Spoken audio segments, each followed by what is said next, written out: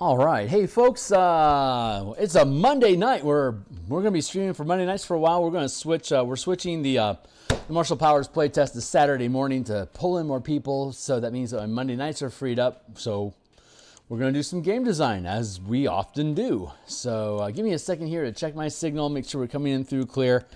Check my signal, make sure we're coming in through clear. Sounds pretty solid. We're going to. I'm going to go through an intro here real quick. If you're already familiar with the channel. You know that you can skip ahead a minute and then I'll catch up with you after I do my doobly doos. But let's see. For the new folks that are trapped here in space-time with me here now, my name is Phil Kearney. Hey, how you guys doing? I create role-playing games, I illustrate them, and I publish them online. And I've been creating content for Dungeons & Dragons 5th edition, publishing the material on DMsGuild. Since 2018. Yeah, I've been a freelance illustrator since 1999, and I've been a dungeon master in Dungeons & Dragons since 1987. So when the Wizards of the Coast updated the 5e mechanics for the 2024, they included the Bastion system in the DMsGuild, the Dungeon Master's Guide 2024. And I'm a big fan of the Dominion style of play from the old BECME 1st, 2nd edition, as well as like the Strongholder Builder's Handbook and the Leadership Feat from 3rd edition. And then Leadership pretty much fell away in 4th edition, and only just now are they starting to pick it up back again in 5e. So I've got a lot of opinions about Dominion style of play, and so this this campaign, the Bastion system campaign that we're going to be working on, is my way of sharing those ideas with you. So that's enough for an intro. We're going to dive into material now. So if you're interested in this stuff, or if after the course of the adventure today you think this stuff is cool, like, subscribe, hit the bell icon for notifications. Hey, we have new subscribers. Thanks a lot, guys. I really appreciate you. It's really cool to come back from a weekend and have more folks on board. So shout out, say hey. The playtest document that we're actually building all of this inside of, and that's available for you guys to look at right now, Bastion Campaigns, again, is listed right here in the playtest document. I'm going to turn down the volume here just a smidge more to get that out of my way. Okay, that feels better. And so this is the document that we're using. It's a read-only document for y'all, so you can look, don't touch. But when we publish stuff on the DMsGuild, it's always full preview. Like, for example, what am I talking about right now? The Color Mana Spell Point Variant Rules is a system that we developed to replace the Color Magic system. To replace the 8 schools of magic and Vancian spell slot spellcasting that's used in D&D right now with a Color Mana system from Wizards' other IP, Magic the Gathering. And you can see here in Point Warlocks, just to provide proof and pudding, full page preview, all 10 pages of the Point Warlock and how to convert your Point Warlock into using the Color Mana system is here in the document. This is along with all the other books, like the Knights and Tricksters book, for instance. This is a really fun book about Eldritch Knights and Arcane Tricksters. And you can see over here, the book is a 21-page document. And if you flip this open, you can see that the cover is missing, but otherwise it's all 21 pages. How to dive in and build Color Mana characters for Eldritch Knights and Arcane Tricksters. And the Martial Powers playtest that is moving to Saturday morning is how the other half can use Color Mana for barbarians and rogues and fighters and monks. So you can check all that stuff out. I'll be streaming more of that tomorrow at lunch tomorrow. So like and subscribe to catch up with all that. We'll be building sample characters tomorrow, Wednesday, and on Friday, so that I have a stack of pre-gen characters at 4th level for newcomers on the Saturday playtesting to just be able to grab a character and jump in. So let's see, we have the Bastions here. I'm going to pluck this as a separate document because we are currently working on the features, special features of each facility. There's 29 of them in the DMG, 25, and then there's I think we've added 3 or 4 of them here. So we're going to be going through that process. We've already worked our way through the Arcane Study, the Archive, Armory, Auction House, which is new, Barracks, Demiplane, the Gaming Hall, Garden, Greenhouse, Guild Hall, Laboratory, Library, Meditation Chamber, and now we are working on the Menagerie. I'm wondering if I should push up the Meditation Chamber. It's 3rd rank. I don't have anything for 4th rank yet. So we've broken down the system. And here, let's grab the DMG. Cool. Here we are just in Bastion mechanics in general, which we will probably be referring to in specific Bastions later on today. Hey, Steve. Greenhouse is good. Oh, I'm glad you like that. Yeah, the greenhouse and the garden. That was a struggle for us figuring out how to separate the flavor between the two of them. But it feels right. I'm really happy with how it sits now. So, crafting items. Yeah, this feels good. Okay, so let's see. What are we working on? Right, so we've gotten through. I was going to just quickly look at the frame here. So bastions are not, they can be tied to your character level, but they don't have to be. You can get a bastion using this system. Yeah, I don't need AI, thanks. Using this system, the Bastion campaign premise is that the Bastion comes first in the campaign. Like if you really want to dive into the idea, and you can pull back, like you have normal D&D campaigns that don't have any kind of dominion or leadership or Bastion at all. And then there's the deep end, the Bastion campaigns that we're building. And there's any degree in between that you can pull the dial, like turn dials, pull levers, use as much or as little of these mechanics as you want. It's a way of building a campaign that responds to the actions that you take through your Bastion each Bastion turn, which is typically a week. If a complicated, we have ability checks, D20 tests that are performed by the Bastion. So when you issue an order to your Bastion to improve something or acquire something for your characters or to resolve a threat somewhere, it's going to be an ability check. And if you fail the ability check, a complication occurs. If you succeed the ability check, you do the thing that the Bastion is supposed to be doing, like recruit some soldiers or establish a trade route so that you can start bringing material components for your clerics, so you can get easy access to that stuff. These are things that you can do through the Bastion. And if you succeed the die roll, the thing happens. However long it takes for it to happen, you're good to go. It's going to tie down. You only have so many orders you can issue your Bastion per week. And when you have an order that takes more than a week, at the end of the week, that order doesn't refresh. It remains, it's as though you're maintaining concentration on it, right? So you're sustaining that order until it's completed, and at that point, it returns to the pool of orders that you can issue to your Bastion. It's a D20 test. The die roll that you have, it's a proficiency die system. So when you make a D20 test, you're going to roll a D20 plus the rank of your Bastion, plus the proficiency die that your Bastion has earned by how far into a specific type of order that you go. So, and this is the maximum die that you can have. So like a 5th rank Bastion can roll a D12, while a 1st rank Bastion can at best roll a D4. If I have 5 ranks worth of trade invested into my into your Bastion, and you're a 5th rank Bastion, you could have a D12. If you're a 2nd rank Bastion and have 5 ranks invested into trade, you're still capped at a D6. So in this example, that would be a D20 plus 2 plus D6 equals the result of the die roll. And like everything else in D&D, it scales from 10 to 30. Each rank of difficulty and task correlates with a level, a rank. So on a scale of 1 to 5, how difficult is your task? 10, 15, 20, 25, or 30. So hitting a 30 is about 1 in 4 chance for a 5th rank guild, but it's impossible for anything less than 3rd. So like actually 3rd rank you get a +3 and an 8, so that's a 21. That's 11. Yeah, plus 20. So if I hit an 8 and a natural 20 as a 3rd rank guild, 3rd rank Bastion, I could accomplish a level 5 or a DC 30 task. So it gets easier at 4th level with about a 20% chance, and then it gets easier again at 5th rank with a 30. I can roll up to a 37, so roughly a 25%. So 0%, no, actually about 10% here because it's a 10 plus 4 is 14, 24.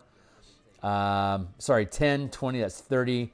34 cap on a 30 as opposed to 37. So yeah, about there's like a 5% chance, maybe like a 15, 20% chance here and a 25% chance here. And it's super easy for like a 5th rank Bastion can at minimum roll 7. So if it's a first ranked or like a level 1 difficulty requiring a DC 10, you're almost guaranteed to succeed with just enough margin of error to make it worth rolling. So that's how you pace those things out. There's, again, if you're familiar with the Bastion system already, there's 7 types of orders. Crafting is making non-magic stuff. Empowering is creating magic stuff or instilling some sort of charm or boon or power into creatures. Harvesting is gathering materials that can be used to create non-magical or magical items. Maintaining is maintaining a lifestyle for the Bastion and everybody involved, which is a single die roll that basically represents how profitable is your Bastion and how well do people live as a result of being a part of your Bastion. Recruit is to hire on new people or to create generally it's to recruit or hire NPCs or monsters to work with you and your Bastion, like sidekicks or guardians for your Bastion, or like scouts to send out on a mission if you wanted to. Research is finding out information that you don't know. So like if you have scouts on your team already, you could have them perform research by scouting an area, making a map maybe. Trade is, while crafting and empowering creates stuff, and while harvesting gathers materials from settlements that you control, trade gets you materials, magic items, and non-magical items without having to create them yourself. Finding somebody that can do it for you and basically paying them to provide you that item already ready. So these are the 7 types of orders that you can issue. When we're looking at facilities, each facility has 2 or more orders that you can carry out through that facility. A Bastion can perform any sort of order. I mean, you can attempt it with any of them, but if you don't have any facilities that are built to perform the orders, you don't get the die. You only get your D20 plus your rank of your Bastion. So anywhere from a D20 plus 1 to a D20 plus 5 is not very good. You'll never hit a 30 that way. So if you want to get good at research, you could put a point into arcane study. You could put a point into a laboratory. You could put a point into a library. You can put a point into a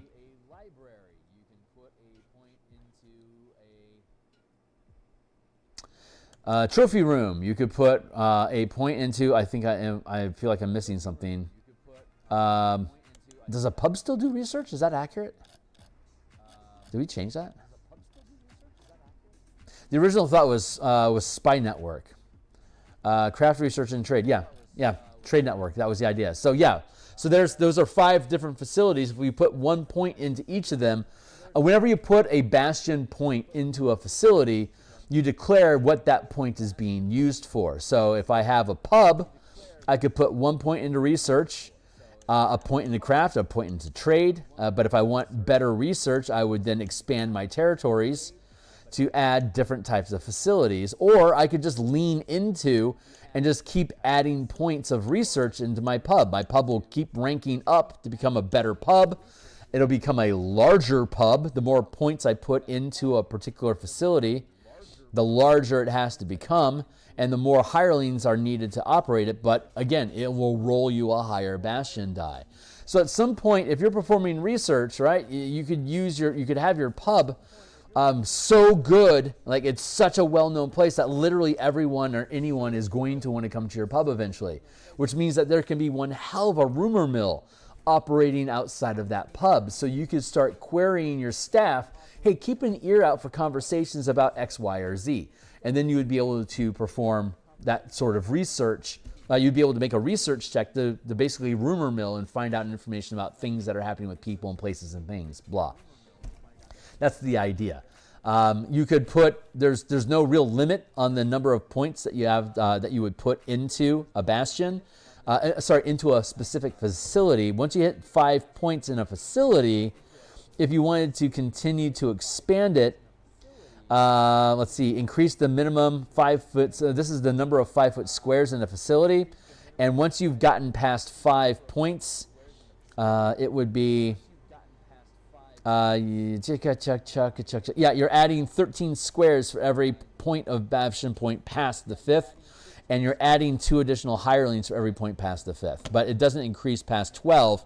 It's just demonstrating, because like I could put 5 points into, for the pub, I could put 5 points into research, I could put 5 points into trade, I could put 5 points into craft and have 15 points put into this hub, into this pub. So this pub is going to be just, it's going to be massive. That'd be 10 times, it'd be 130, 140, it'd be 146 5-foot squares I would need to dedicate space to in a settlement somewhere. Not necessarily my own. It could, like if it's in Waterdeep, I would need to find real estate in Waterdeep that would be able to accommodate 146 5-foot squares worth of space. It might be like a triple stack, like a 3-story pub, like the Yawning Portal, for instance, that might start to scale up to that size. We could, when we're done with this, use the Yawning Portal as an example to build a pub with, to see how well it tracks. I think that'd be a fun task.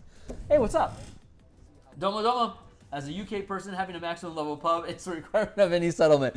Nice. So the larger your settlement gets, the more easily it can attract higher rank facilities or like bastions. Like a bastion is what you call your place. So everyone else, it's like a guild or a fortress or a retail shop or a villa. It's going to go under a number of names, but NPCs can have bastions all the same.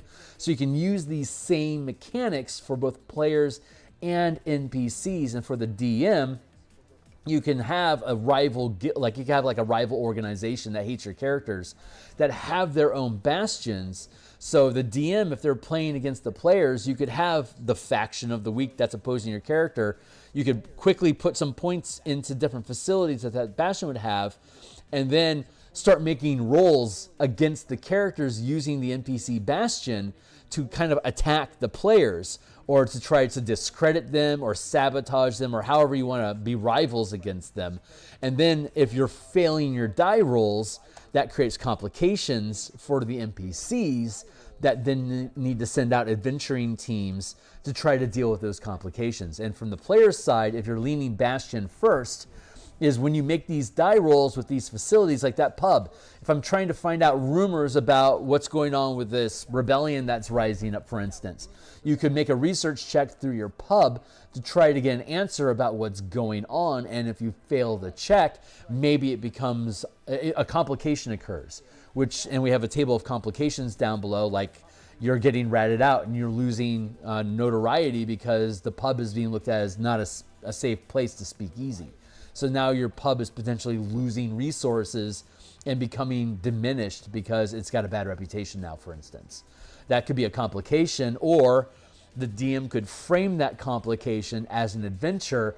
There's people that are out there actively trying to sabotage your reputation.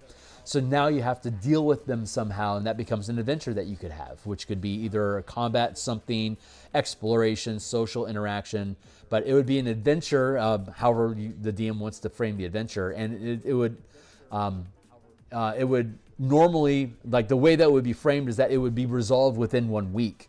So every time you have a Bastion turn, the results of your adventure clears the way so that complication finishes up so that you can actually complete that task, get your order back, and now issue a new order. The more complications you have, the more seeds to adventures are out there.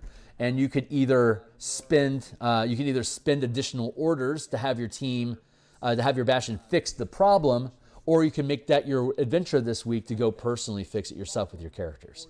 So that's the general framework of how a Bastion campaign works. And so as we're going through the process here of fleshing out these different facilities to lean into this D20 test system to see and to create these different perks or features that allow us opportunities. Like we can hire specialists, and these specialists allow you to increase the die size that you use without having to increase the size of the facility or the number of hirelings that you have. Basically, if you have like 5 hirelings already, and then you hire a specialist through your guild, through a guild hall, a special feature of that guild hall is recruiting specialists. And now if I recruit a specialist, maybe I'm 3rd rank, I'm 4th rank Bastion, but I want to get to, I want to have a D10. If I'm a 4th rank Bastion that could have up to a D10, but I only have 3 facilities that say improve research, I'm only rolling a D8.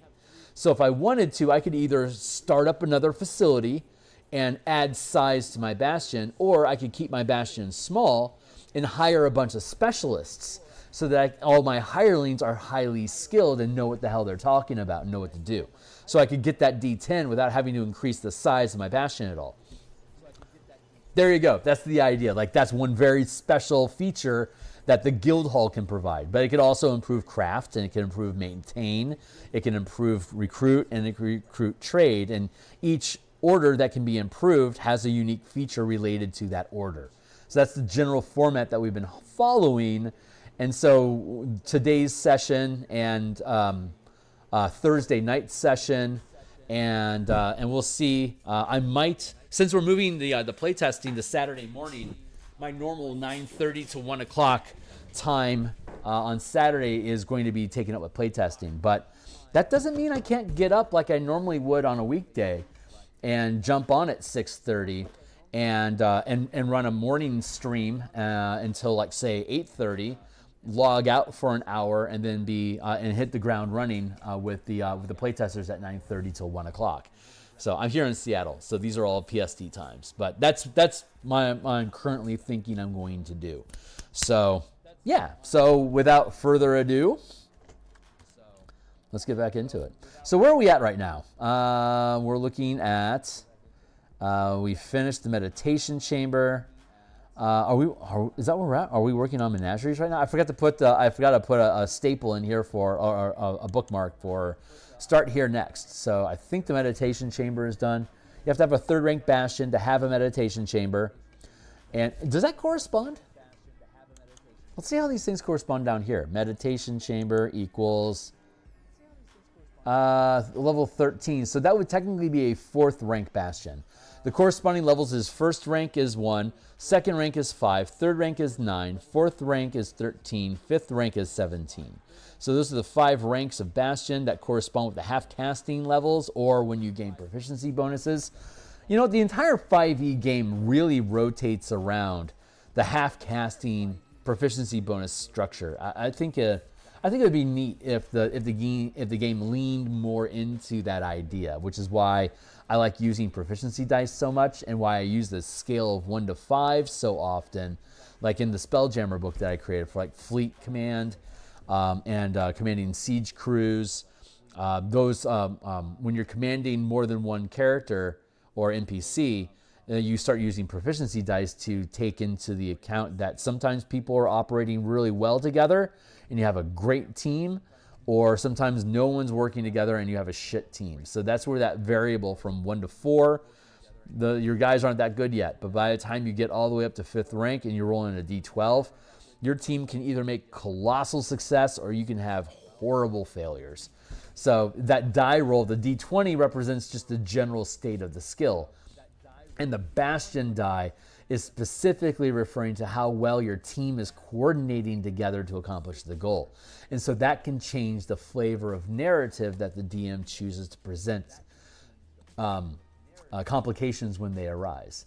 So, and we might be leaning more into that when we start further developing the complication tables.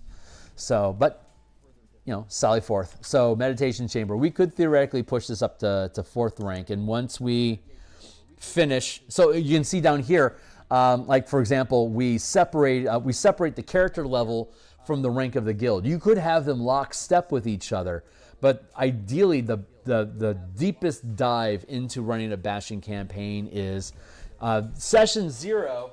You ask your team. Sorry, I had to turn on my heater. Session 0. Hey team, what kind of a guild or organization, or what do you want your Bastion to be themed around? And then the team chooses a theme, and then you create player characters that are like the fixers for your Bastion. So you're specifically recruited.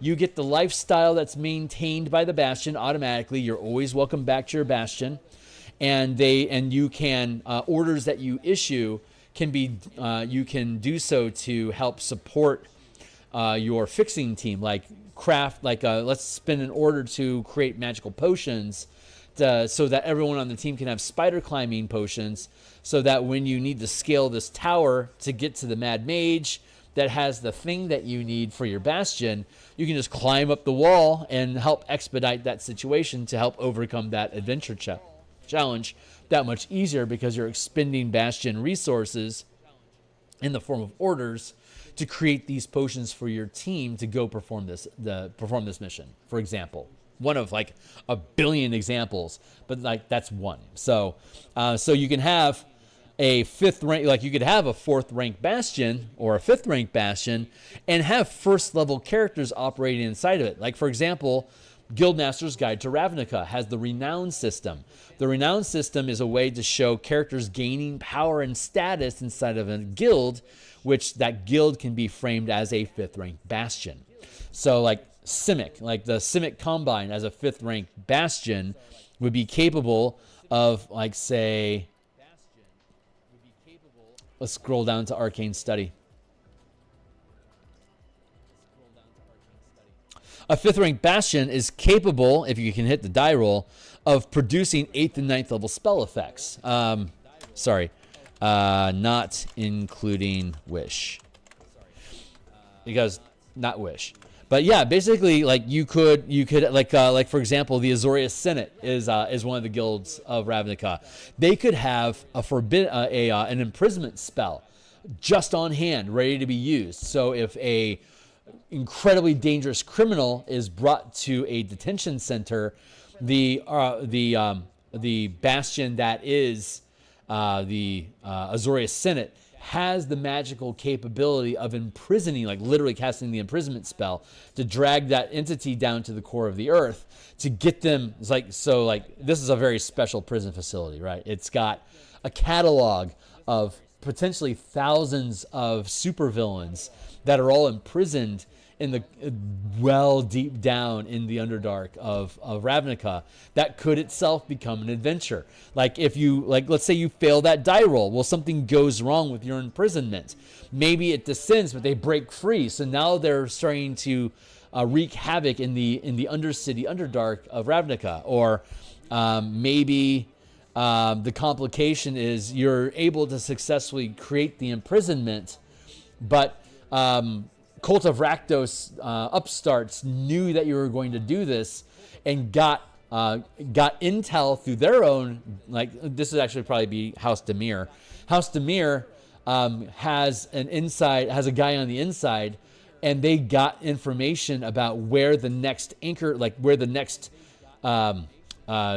coordinates for the next imprisoned enemy is going, the next prisoner is going to be held at. So House Demir goes down into the Undercity and camps that spot.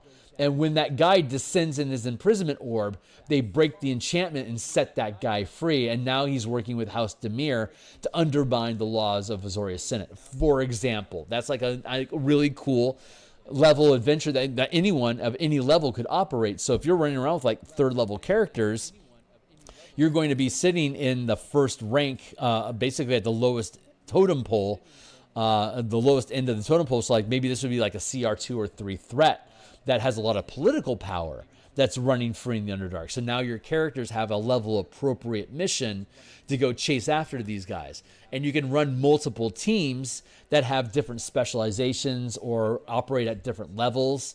So the DM could decide the difficulty of the task, sets the band of adventuring. Like if it's a DC 20 task, 10, 15, 20, that's a third rank task, which is characters basically level 9 to 12. So you could have first level characters, 5th level characters, 9th level characters, 13th level characters, and 17th level characters.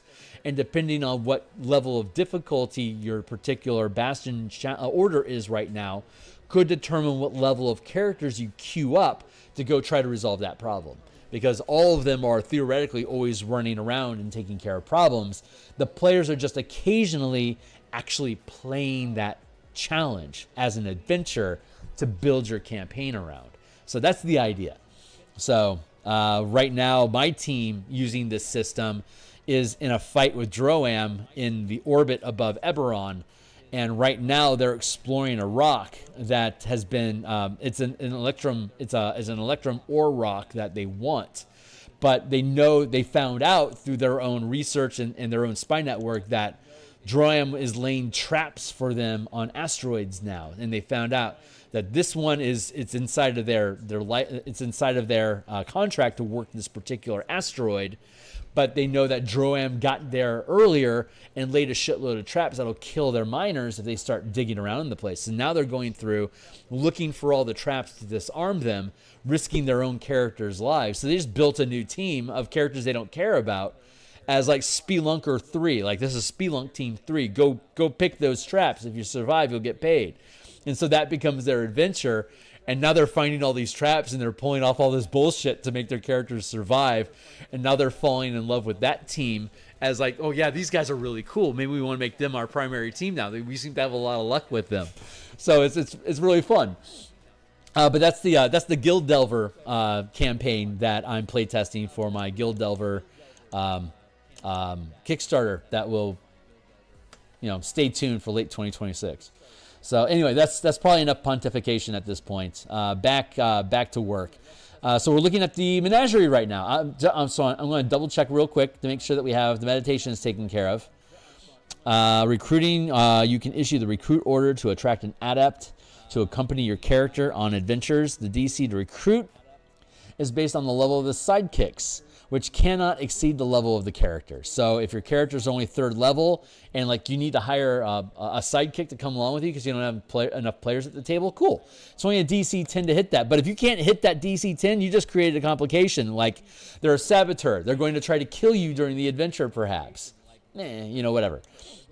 Or I guess you can't find a hireling, but you also have a complication, like your reputation has somehow dwindled so badly without you knowing it that you can't hire experts, or you can't hire adepts, or you can't hire warriors anymore. Like, what the hell? How do we fix that? And then the other thing you have is Empower, which is a character spends a Bastion turn of downtime activity using the facility gains the benefit of a charm, either arcane, divine, or druidic. One charm can be active per character at a time. From the list below up to the character's level. Charm level 1, 2, 3, 4, 5, 6, 7, 8, 9, 10. So the character's level 17 to 20, you can have a charm of 8th or 9th level. If you're only a 3rd level character, you can only have a charm that's 0 or 1st level. And currently, the way that it's listed, you choose what it is. So it's like, oh man, we're going on this adventure. It would sure be awesome if we had like water breathing available to us, but we don't have a druid or a cleric to provide it. Well, cool. Let's go into the meditation chamber and imbue ourselves with a boon so that we have access to water breathing. We'll have it once. So water breathing, there it is. We can use it once. Do we need it more than once? Okay, well, maybe multiple characters should be hanging out in the meditation chamber for a week, powering up with one use of water breathing each so we can get through this underwater adventure intact. Or maybe it's like, yeah, I'd like a teleport spell. Maybe this other guy's like, I'd like a dimension door spell. Someone's like, maybe it'd be great to have a rope trick spell. They don't have to all be the cap level spell. Or like Lehman's Tiny Hut might be a useful spell to have on tap, so you can just pop a Lehman as an action, right? So like these are all different things, and currently you can have whatever you want. So that's the idea. And that's the intention, is to let your characters have a level appropriate spell that they can just pop at any time that they want, but they've had to invest a lot of resources to be able to do this. So a character can spend a Bastion turn of downtime activity using the facilities, gain benefit of a charm. 1 charm. The maximum. Let's fix this. Actually, this is worth our time to be here. The maximum charm level that can be empowered is charm level.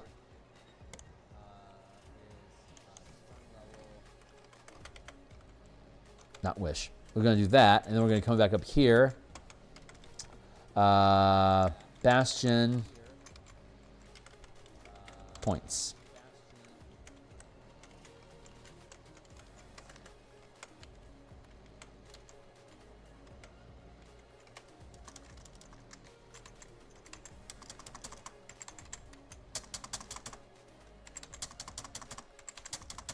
There. So you have to have the maximum charm level that can be empowered is determined by the number of bastion points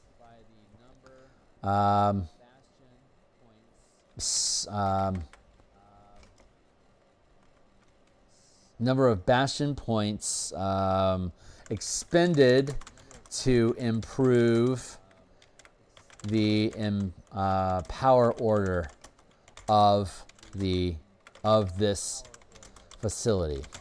Period. So if I have, I could have like a dozen different facilities that each have a point of empower. But if I only have 1 point of empower put into my meditation chamber, even if I'm a 5th rank guild, a 5th rank bastion, I can still only create 0 or 1st level charm effects. So I have to spend points to bump these things up. It's important. So each of these facilities, for the most part, we're trying to get it so each of these facilities work that way. It's like you can use the research order of your library about a specific topic, gaining the benefit of the contact other plane spell. The results of the roll determines the number of questions you can ask about this topic. So there you go. It's just the DC that you roll. Create a complication because you screwed up the question. It's like this one doesn't have any, like you have to have X amount of points put into the library to be able to pull this off. It's just a library, so you can get answers to just stuff. So it didn't seem appropriate here to have a juiced up, like to require a number of bastion points to be expended to increase the research of the library. That didn't make sense. But like for instance, let's see. What's a good example? There's not a lot of them yet, so I'm hoping that remains that way. Let's see. I know there's one of them around here. Hold on.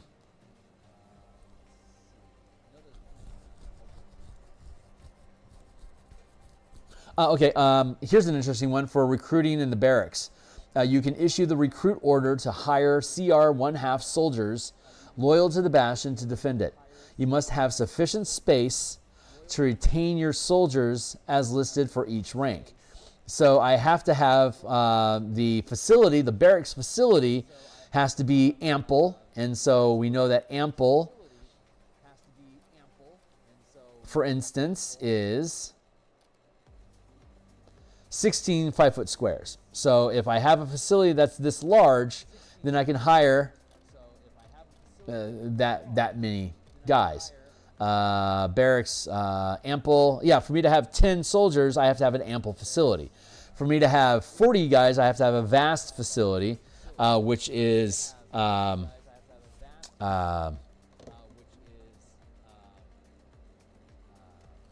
derp. 39, that's right. 39 5-foot squares to house all those people.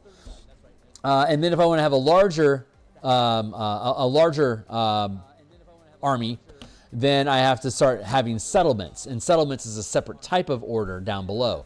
So not only do I have to have barracks that's investing in having these guys, but I also now have to have a settlement on top of it because there's so many of them. So like that's a caveat, like a difference. Let's see if there's another one. Trade hirelings of your Bastion. Attend an auction to acquire a magic item. The result of the Bastion test determines the rarity of the item up to your Bastion rank. So if my Bastion is only 3rd rank and I pull off a very rare magic item, that requires a 4th rank Bastion. So it would immediately downgrade to the best, to the highest rarity of magic item that's reasonable for my Bastion to be able to get, to procure. And that would be a rare magic item. So there you go.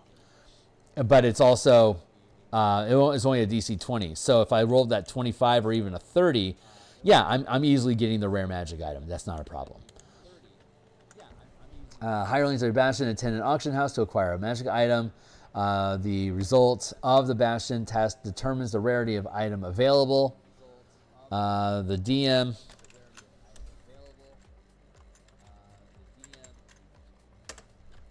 DM decides what magic item is up for auction. The characters can decline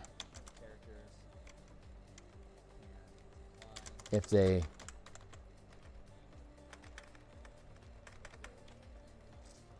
what magic items are. That way it's not completely in the character's hands. The characters can create their own magic items through empowerment, but trade actually maybe if we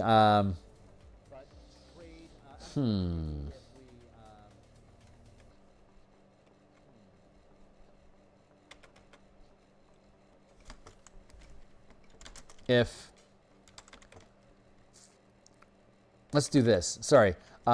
If the auction is held for 1 week, the DM determines what item is available. If the characters have a specific item they wish to acquire, the duration to find and close the auction is determined by the rarity as listed below. Period. So that way, cursed item, week. Let's go with duration. 1 week, month, season, year.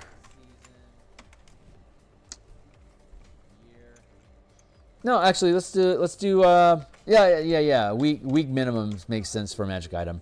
Week. Yeah, let's do it like that. Week, month. Week, month.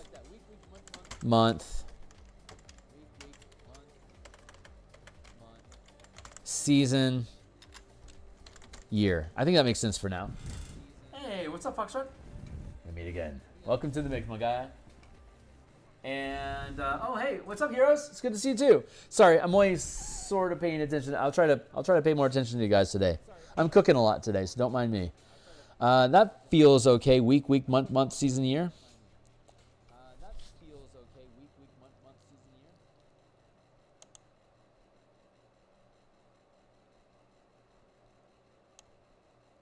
Actually, let's put an asterisk here.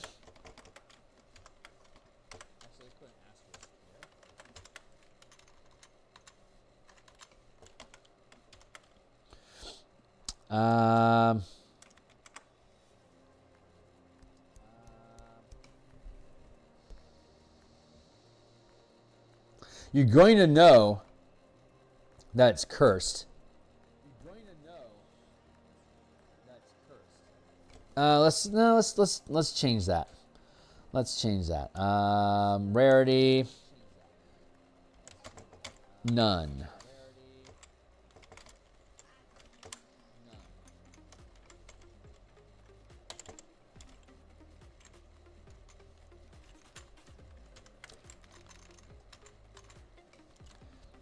In addition to no magic item available, a complication occurs.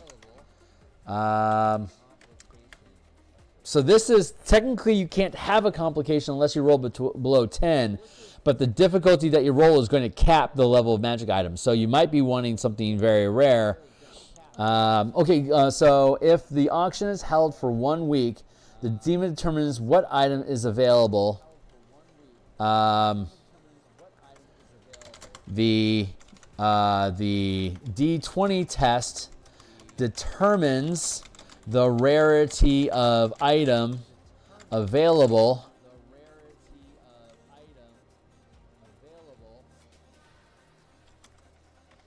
And the DM chooses what that item is. If the characters have a specific item they wish to acquire, the duration to find and close the auction is determined by the rarity as listed below. If the the duration, the DC and duration to find and close the auction is determined by the rarity of the item. If the D20 test fails to close on that item, a complication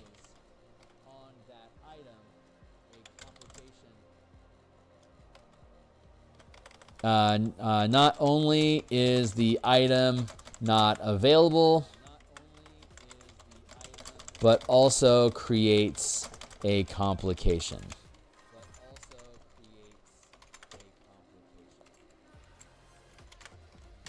There we go. We can just do that. That made life easier. D20 test determines the rarity of item available, and the DM chooses what it is. If the result is below 10, not only is no item available, but it also creates a complication. There we go. Is there requirements to wield any items? To wield items? Yeah. I mean, there's attunement rules. So if the attunement rules requires must be attuned by a spellcaster, then your character has to be a spellcaster. But you don't have to to get a rare magic item. Anyone can do it, but you want to pay attention to how much cool stuff are you equipping your team with. So if your team wants a very rare magic item, they have to have a 4th rank guild or a 4th rank bastion to pull that off, which probably means that if you're pacing with your character, that's going to be 13th level. And yeah, having very rare magic items at 13th level is feasible and expected. So this really does correspond with the tiers. Like a 1st level character could have an uncommon magic item. But it generally aligns with that 1st level, no problem. 5th level, no problem. 9th level, no problem for a rare magic item. 13th level, not a problem for a very rare magic item. And by the time you get to 17th level plus, having a legendary magic item is not a problem. It scales with the power of your characters. If that's the question, then very much so. So it takes a week to find. Let's go with No. Oh, that was the wrong button. There we go. Let's go week, month, season. Week. Because if there's a legendary magic item, surely you're going to be able to find out if there is and be able to get a price for it. Season. It doesn't actually cost you any money. It's just an auction house. The money available to purchase it is assumed it's inside of the facility, is inside the bastion, which is why we require a certain rank. Hold on. How do we word this? Hirelings. Ooh, actually, we should add a kicker cost to that to make it really hurt. Hirelings of your bastion attend an auction to acquire a magic item. The result of the bastion test determines the rarity of the item available up to your maximum rank. Let's remove that line. If the characters have a specific item, here's going to be the kicker effect. Regardless of rarity, the cost of the magic item is 1 bastion point. There you go. So at 5th rank, a Bastion point is worth 1 million gold. At 4th rank, 1 Bastion point is worth 100,000 gold. At 3rd rank, it's 10,000, 1,100. The cost of a common magic item is up to 100 gold. For an uncommon magic item, it's up to 400, 4,000, 40,000, 200,000. So for you to be able to get an item, you either have it's either going to be fast and easy, but you have no idea what it is. And if you like it, you can spin a Bastion point and it's yours. But you're permanently losing that Bastion point. Regardless of rarity, the cost of a magic item is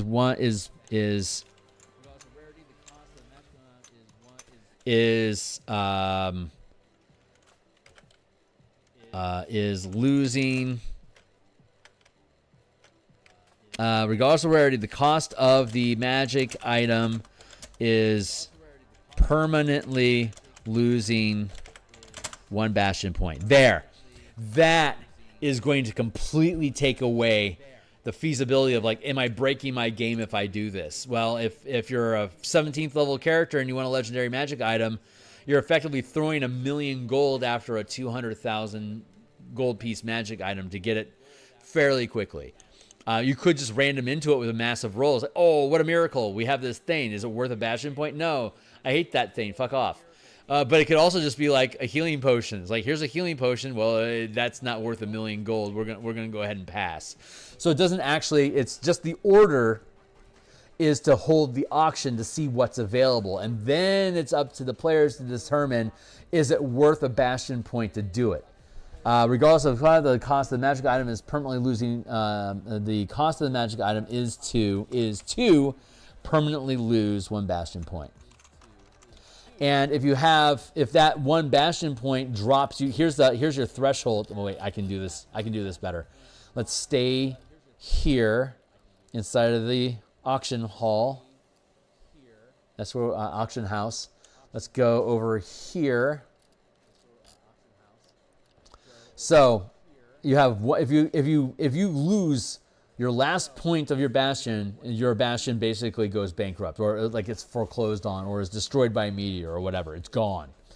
If you have less than 10 points, your 2nd rank Bastion downgrades to a 1st rank Bastion, which means even if you had 2 Bastion points put into a facility, you would no longer be able to use a D6. You'd be relegated down to a D4.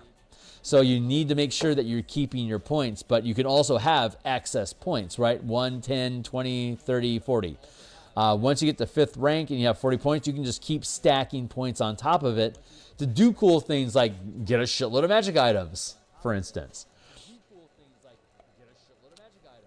Your Bastion points can also be attacked and disabled by rival Bastions, or if your facility, if you can't defend your facility from NPC monsters or whatever, you could also have Bastion points disabled, so your Bastion is effectively operating at a lower level of efficiency by having these points taken away. So we're still figuring out how to calibrate the number of points that are lost, but it'll probably be something like a 1st rank Bastion can deal D10 points of damage.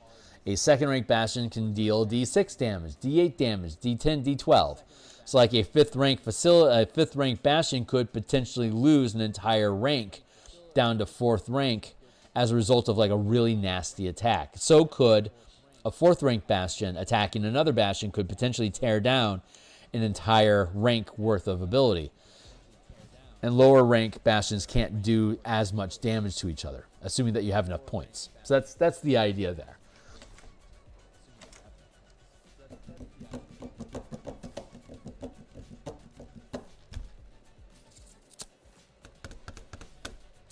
I'm thinking.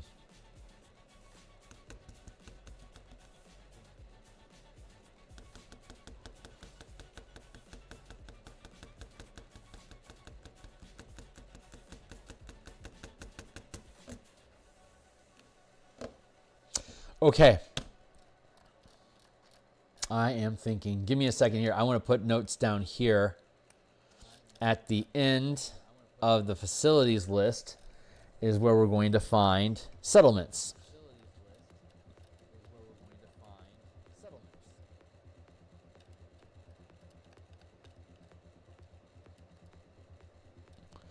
So I want to put a note in here while we're here right now.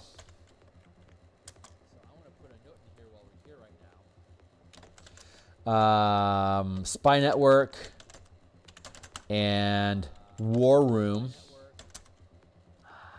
There's our special thing we can do at the War Room. We were wondering about that. Spy Network and War Room can attack other bastions.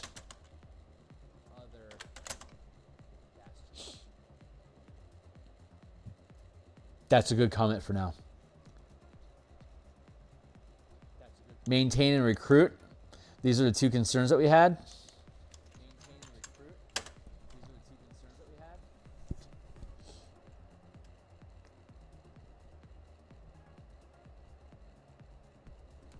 Would it be weird to issue an order to attack another facility with the maintain action?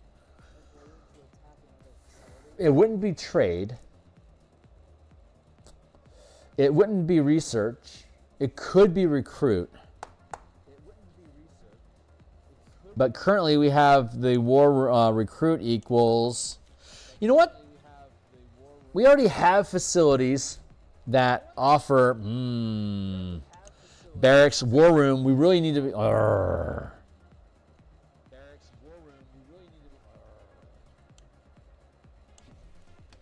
To attract a warrior sidekick.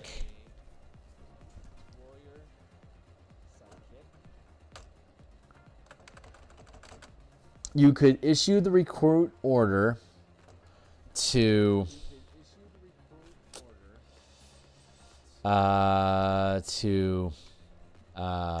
send troops to attack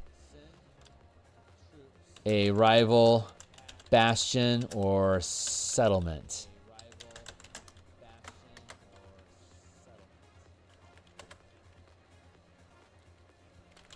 The damaging a number of bastion points equal to the number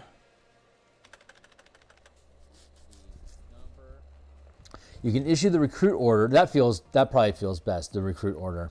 So you can issue the recruit order to send troops to attack a rival bastion or settlement, damaging a number of bastion points equal to the bastion die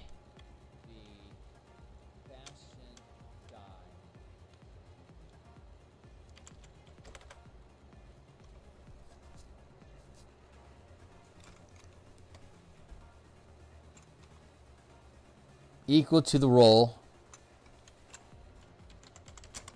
of a bastion die, period.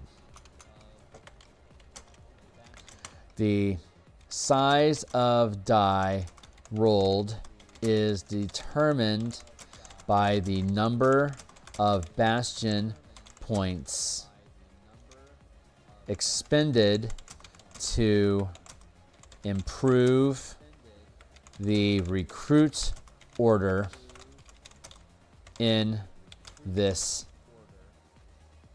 facility through this facility.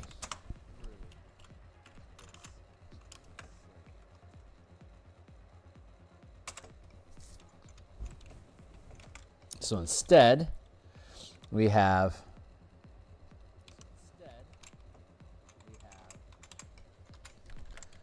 bastion points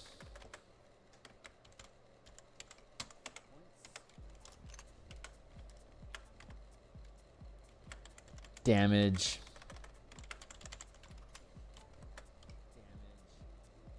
per week.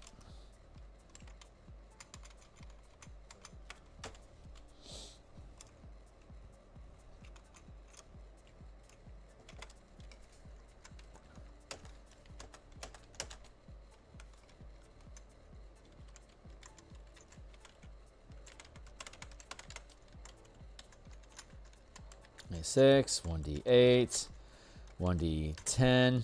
I'm going to have to play test this. I'm going to have fun playtesting this. Fuck. I'm already running the Martial Powers campaign. And I'm already running with my home team. I can't just add this into my home team.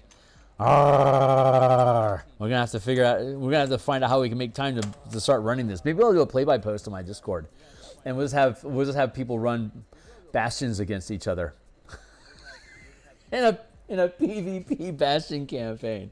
Oh my fuck, that'd be so fun. Bastion points, damage per week. Let's see, and then.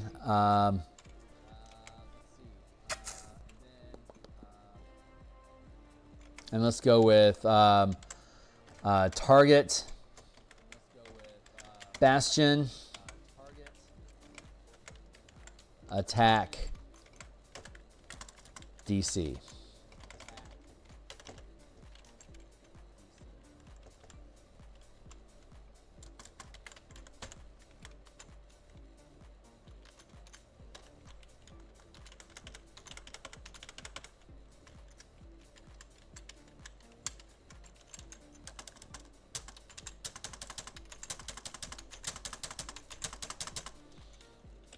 I bet we know what the DC is going to be.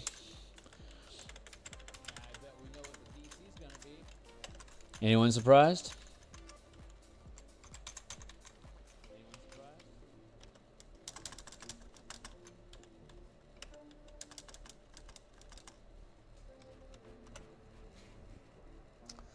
Let's see. You can issue the recruit order to send troops to attack a rival bastion or settlement, damaging a number of bastion points equal to the roll of a bastion die. The size of die rolled is determined by the number of bastion points expended to equal to the roll of a bastion die. The size of the die rolled is determined by the number of bastion points expended to improve the recruit order through this facility.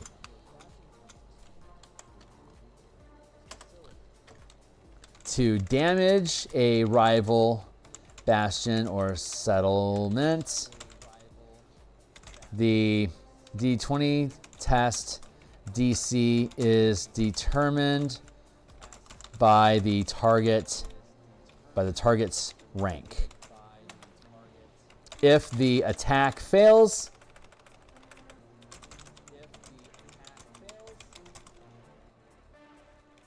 a complication occurs. And those complications are probably going to be your army gets fucked up.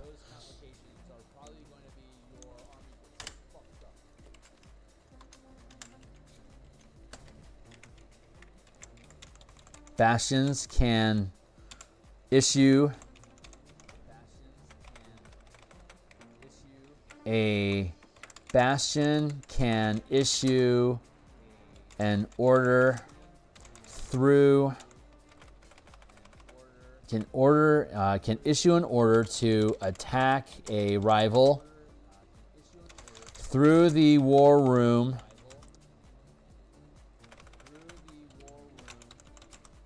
without the army being present at the bastion. If there is a means to communicate, if there is a way to maintain communication between the war room and the army. There.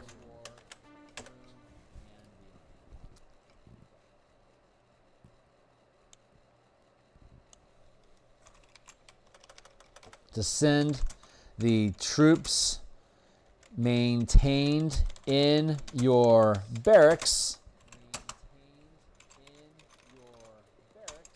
There you go. So now you have to have barracks to send troops. What's up? Have the campaign be already established to test the interactions you need to review. Is there requirements? Have the campaigns be already established to test the interactions. Oh, drop these into existing campaigns, you mean? The campaign that I'm running for my home team is structured differently because it's using the Guild Delver RPG, not the Bastion campaign. So good call. I would need to have somebody. Oh, friend to our channel, Durzazad. He's running a campaign right now. I bet he could mesh this in. That shouldn't be too difficult. Yeah. I'll see if I can find somebody. Once we get this thing built out, we'll see if people are willing to drop it into their campaigns to play it. And I bet I might be able to get Zurzazad online to help with that. And Trekaros has a server with playtest options with playtesters that might be interested in dropping this in. So I might, that's not a bad idea. Yeah, quite possibly. Yeah, no kidding, right? Yeah, that's not a bad idea. Let's see. I'm again, Adam Hancock, who created Balduran's Guide to Kingdom Building, was the editor of the Spelljammer book that I built, where we were starting to play with these ideas of ranks in the first place. But the Balduran's Guide to Kingdom Building also used a D20 system with with ability scores to create your settlement as though the settlement is a character. And so the settlement gains stats like your character would, like military instead of strength, or like loyalty instead of charisma. What was it?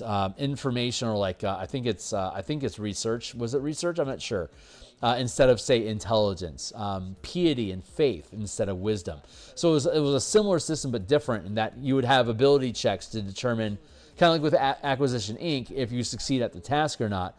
And then he took it a step further to extract the idea of conflicts between settlements as these opposed D20 tests, where I'm rolling and you're rolling, and whoever wins, that's who's going to be dealing. And then he had a whole damage system. But this is a faster, looser system than that has a lot less crunch to it. So that's the idea anyway. So now we also have the maintain task. Equals you can issue the maintain order to defend your bastion from outside attack.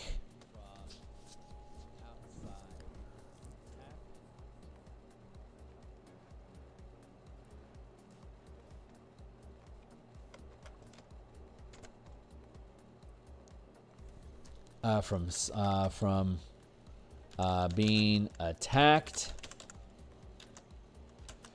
Let's see.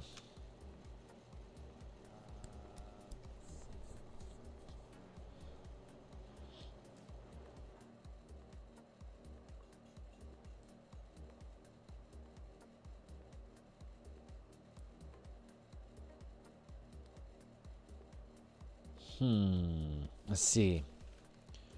I'm gonna let this sit. For now, the idea is to take the recruit order to attack a bastion and flip it so you are rolling to defend like a saving throw.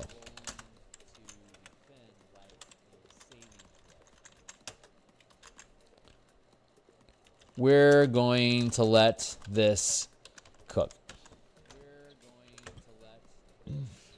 Because War Room is one of the last features. We can come back to that. But I like where this is going. It's very, very simple. And we'll probably crack open the Balduran's Guide to, Balduran's Guide is a really good supplement. It's very complicated. It's and that is not an insult. I love almost everything that Adam has ever created. He does really good work, and I am honored that he spends his time with me. Spelljammer was the second book that I've worked with him on. The Subclasses Revivified is the third book that I've worked with Adam on. And I potentially can get his interest in helping edit this book as well. I might have to bribe him with an extra large paycheck, or maybe even like a cash kicker on top of, I don't know. I'll figure it out. But I bet I could get him on board, because I would love to have this bundled with Baldron's Guide as a different means of approaching the idea of controlling a settlement using the Bastion mechanics instead of the kingdom builder rules that he built. So I really respect him. Let's create a gap there. But yeah, that's good. So now we want to build. I want to build a spy network. Is going to be a facility as well.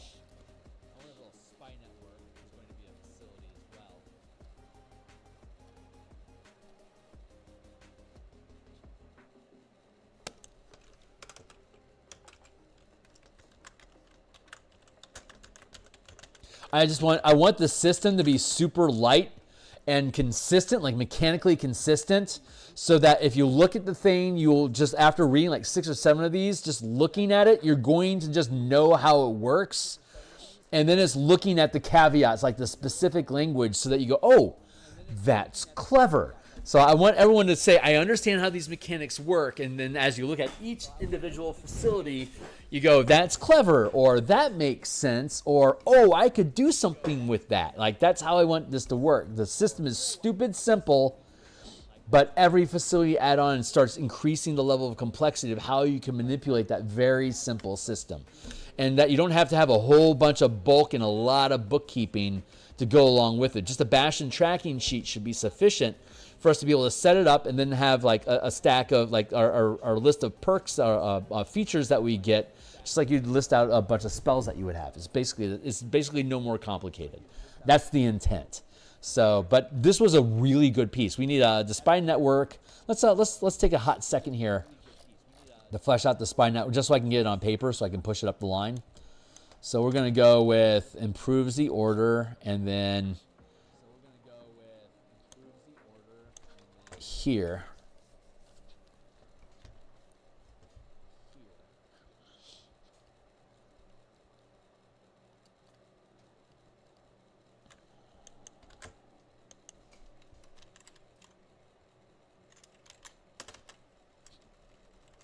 One, two, good. Let's go with maintain for counter espionage to protect the place from being attacked. Maintain research for sure.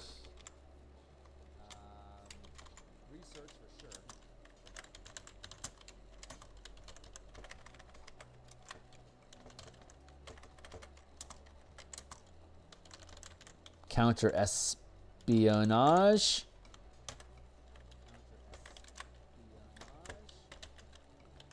Recruit equals sabotage rival.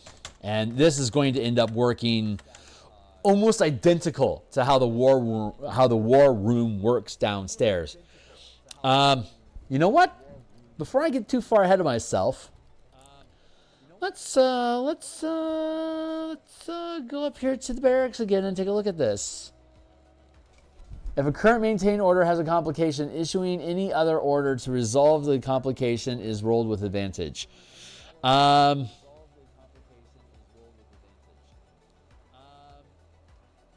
can issue the order to hire CR 1/2 soldiers.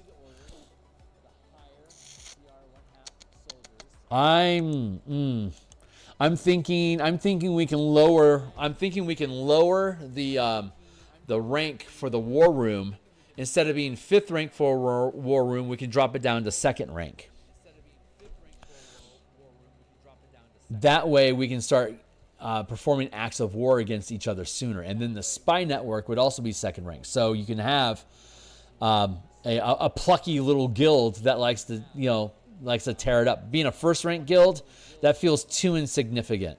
It's too small to have a fight, like an actual, like only 10 soldiers. That's too small of a fighting force. So let's put War Room at 2nd rank, and then we can put the Spy Network at 2nd rank as well. That feels good. I like that. So yeah. Change approved. Let's do that while we're thinking about it, and then we'll get back into the rest of the shit that we're doing. 2. Spy. Spy Den. Spy Network sounds cool, but Spy Headquarters, Spy HQ, Spy Den. Maintain and research. Oh, and recruit, of course. Research to find stuff out, recruit to sabotage, and then maintain for counter espionage. There you go. 1, 2, 3. Maintain, recruit, research. Keeping a tally of how many different facilities offer different orders. And War Room, we're going to drop War Room. Oh, we already have it at 2nd rank here. How about that shit? It's like we knew we were going to do this. Let's get back down there.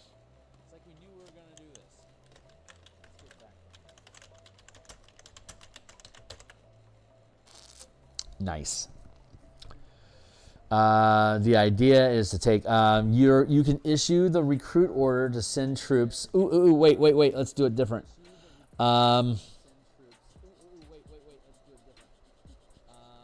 Let's see. Damaging a number of Bastion points equal to the roll of a Bastion die. The size of a die roll is determined by the number of Bastion points expended to improve the recruit order through this facility.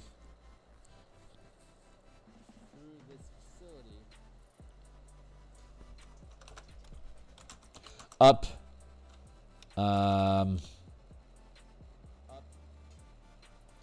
Which cannot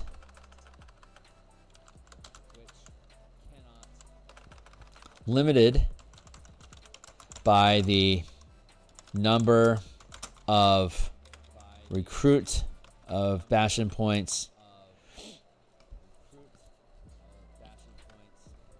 through this facility or the barracks facility, whichever is less.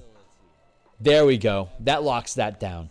So I have to be able to do the D12. Oh my god, that makes so much fucking sense. If you know my Spelljammer book, this makes so much sense.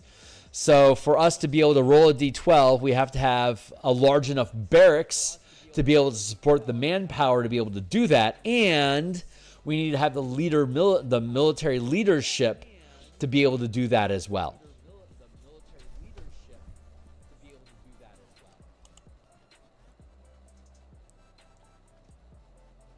And if your characters decide to lead that army itself, we already have the rules upstairs where when a character does it, they make an ability check. And if you spend an order through your facility, you add the die as though it were like a bardic inspiration die. So my 5th level character wants to go attack a thieves guild with a pack of 30 guards, like 30 city guards. If I have 2 ranks into the war room for my constable station, for instance, and I've got 2 ranks into the barracks for that precinct, then I can roll a D6, a D20 plus 2 plus D6.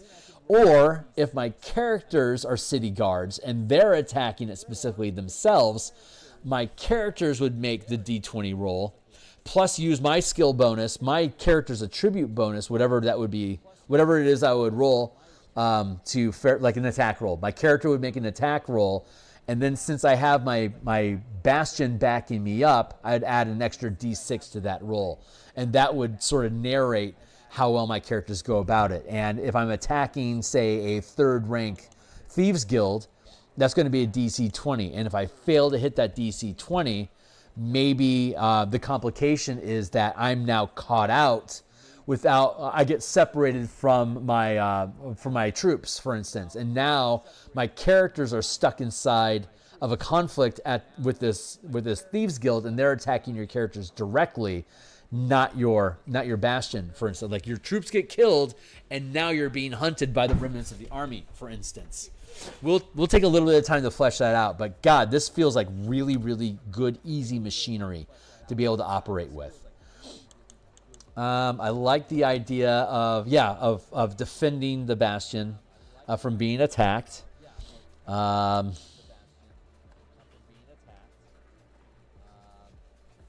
And maybe we just use like the ye old average. Like if you're being attacked by a 5th rank facility, a 5th rank rival, they would deal 6 or 1d12 Bastion points per week to your Bastion. I could potentially have multiple orders to attack multiple times, but I would have to have multiple war rooms and multiple barracks to be able to support that action. I think we can work that out. And that would give you a reason to have separate settlements with different fortresses, so you could have multiple actions attacking the same rival through different Bastion locations, through different settlements. I like that a lot. This could get really complicated, but it's still really simple die rolls to resolve. Ooh, I'm giddy. I'm giddy about that. Okay, this is good. So Spy Hall will get Spy Den. I don't necessarily know if I like that or not, but I like how that's framed. I think that's going to work. Not bad. Okay, cool. So let's get back to what we were actually supposed to be doing,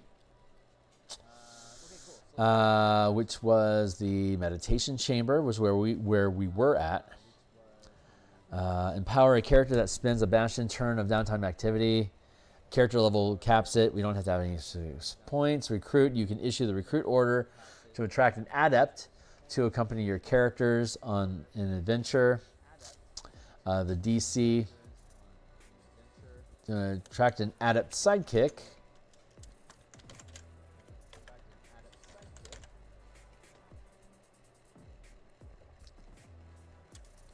As a hireling that can accompany your characters on adventures. There, I like that language a lot. We'll pick that up and we'll propagate that. That's, and then level DC, that's done.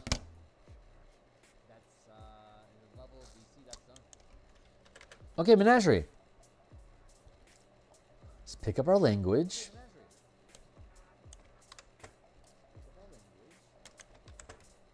How are we doing on time? 7 o'clock. Oh, I don't have a timer going. I was like, what's wrong? I don't have a timer. Let's get a timer going. I think I'm going to spend another hour. I've got another hour in me right now. And then I'm going to reclaim my time. How are we doing down here? Yeah, we've been at this for an hour and a half. That feels good. Yeah, so we'll do this for another hour. And then we'll pick it up again on Thursday. And then I can be awake early on Saturday and do a little bit of this before we gear up for the Martial Powers Playtest Saturday brunch. And we'll proceed from there. Menagerie. Empower recruit. Is empower the right way to do? Increase rank in one order. Harvest. No, we trimmed that down. Oh, wait. No, these weren't the right ones. Let's go back to our source. Oh, yeah, we're in the wrong source. Let's go down to... No, we're already up here. Let's just keep it here. Menagerie. 1, 2, 3, 4. Cool. Let's grab that and then drop this one here.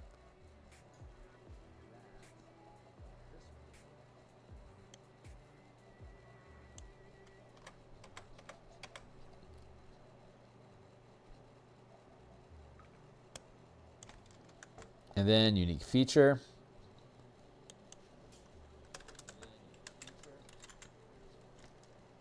Hey, what's up?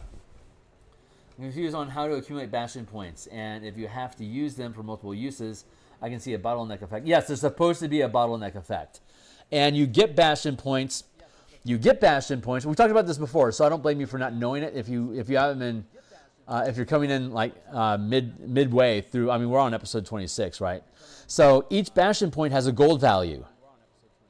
So if I got 3,000 gold from an adventure, I could spend 1,000 gold. I could spend 900 gold to upgrade. I can invest it into my Bastion, and I can accumulate 1 point per week. So I could spend gold to acquire a Bastion point, and after I've gotten 9 points in my Bastion, I now have to start spending 1,000 gold per point. And after I've spent another 9,000 gold, so I would now from scratch, I'd be up to 9,900 gold.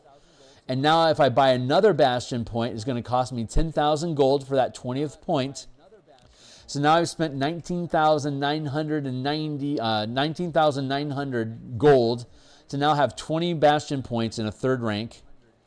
And I can continue to add 10,000 gold per point to get the 4th rank. I now have to spend 100,000 gold per point. So somewhere around 9th level, your characters are going to need more gold than possible for you to gain a rank or to gain a Bastion point. So now when you start going on adventures with your characters, you aren't gaining gold or gems as your treasure and reward. You're being reported resource points. Like the city of Waterdeep needs your help to blah-de-blah.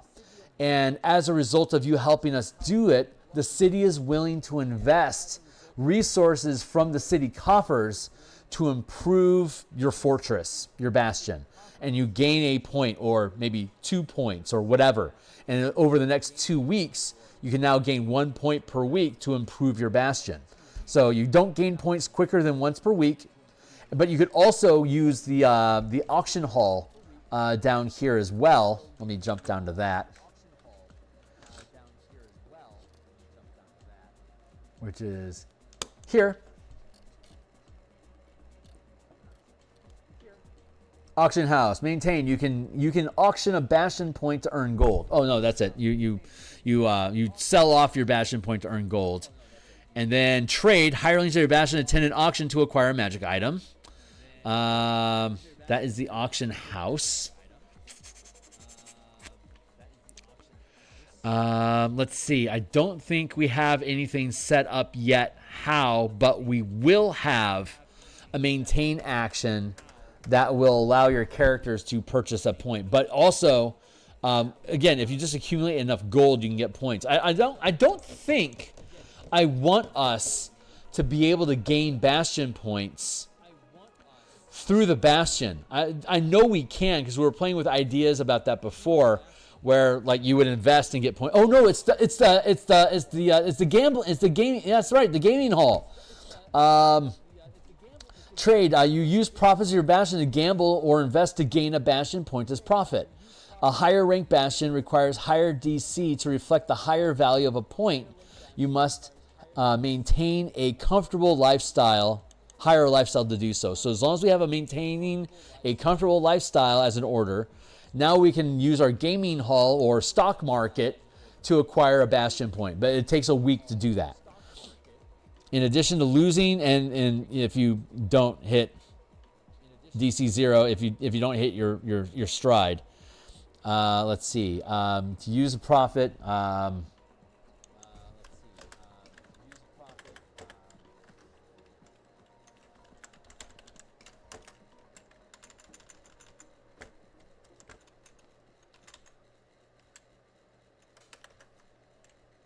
Bastion rank. And trade DC and the C point value. I don't think I technically need that there.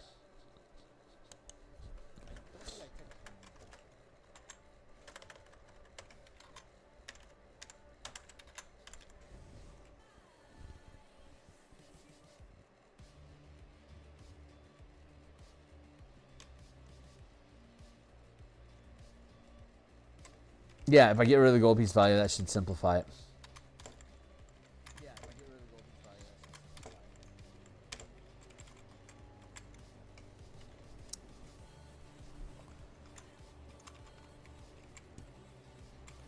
In addition to losing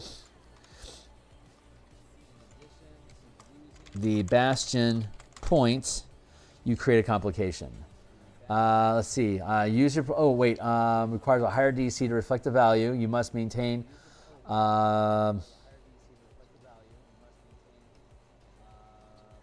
should reword this.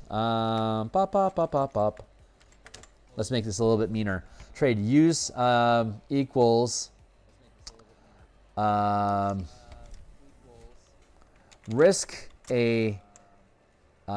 losing a Bastion point to gain an additional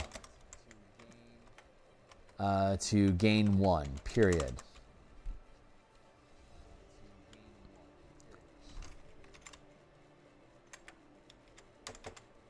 A higher rank Bastion requires a higher DC to reflect the value, higher DC to reflect the higher value of a point. You must maintain a comfortable lifestyle to attempt this order.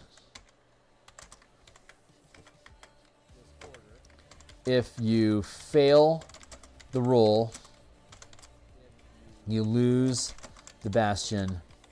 You lose the Bastion point and create a complication.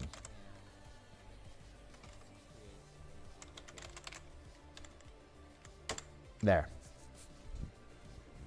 So no, not dumb at all. This was not, we had not spoken about this recently. So I think this is going to be a better way of doing it. So gaining a point is risky.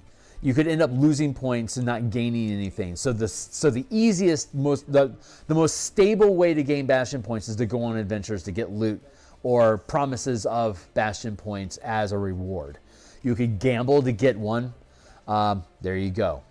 There you go. And now we can attack. We can attack Bastion resources. And so we want to go back down to the war room. Bastion can issue an order to attack a rival through the war room without the enemy being present, without the army being present at the Bastion, if there is a way to maintain communication between the war room and the army. The idea is we're going to let this cook. More cooking equals when you lose Bastion points, you can issue a maintain order to repair the Bastion, regaining a number of points equal to the result of a Bastion die. So we're probably going to have to create something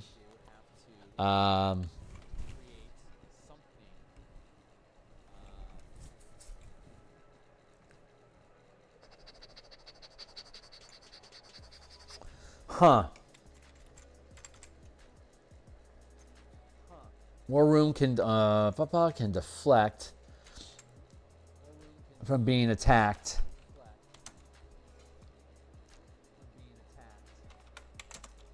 Make a D20 test.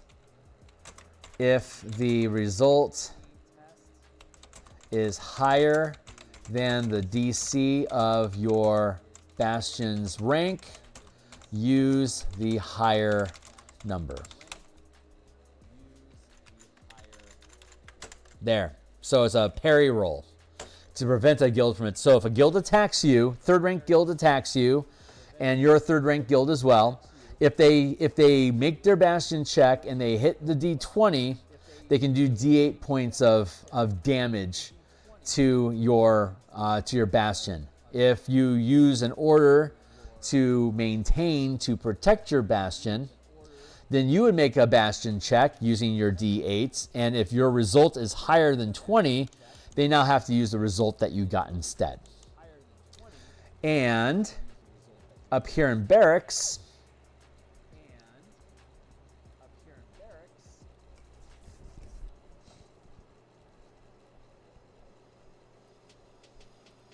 if we can get to it in time, thank you, barracks. If a current maintain order has a complication, issuing any other order to resolve the complication is rolled with advantage.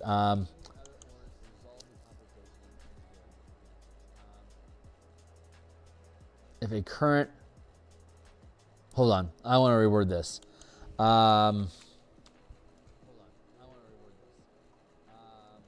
You can issue the maintain order to resolve, to roll, let's see. You can issue the maintain order to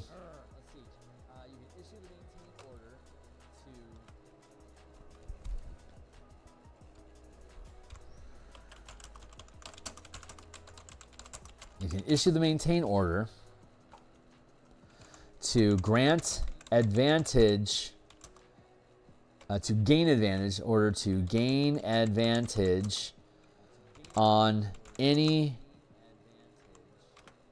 order that resolves a complication or defends the bastion from attack.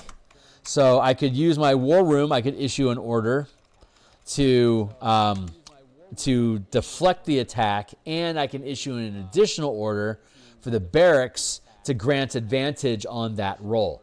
So, and again, you only have so many orders that come free to you every bastion turn, which is 1 week. But every time you spend a bastion, if you spend a bastion point, you gain an extra order. If you spend 2 extra bastion points, basically the number of you can to gain so a second extra bastion order is 2 points. A third extra bastion point is 3 points. A fourth bastion order is an extra 4 points. So if you spend 10 bastion points, you can get 4 extra orders beyond what you would normally do. Normally bastion points are tied up. So if I have two ranks of recruiting in my barracks, I've permanently locked 2 points to my barracks from my pool of bastion points. So if a first rank bastion has 1 to 9 points before it elevates to second rank, if I could I could at best put 1 point in my barracks because I'm only first rank. I could then put another point. I could then put another point of recruiting someplace else. When I get the second rank as a barracks, I could put 1 point in maintain and then 1 point in recruit, and I'm done. Or I could put 2 points into recruiting, and I would gain the, you can issue the recruit order to hire CR 1/2 soldier loyal to the bastion to defend it. You must have sufficient space to retain your soldiers as listed for each rank. Rank. You can issue the recruit order to hire a number of CR 1/2 soldiers.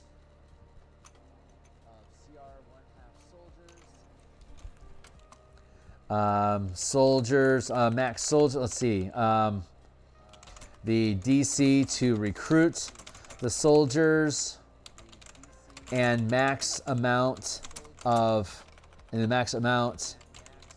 recruited is determined by your bastion rank. There. And you must have sufficient space to retain them.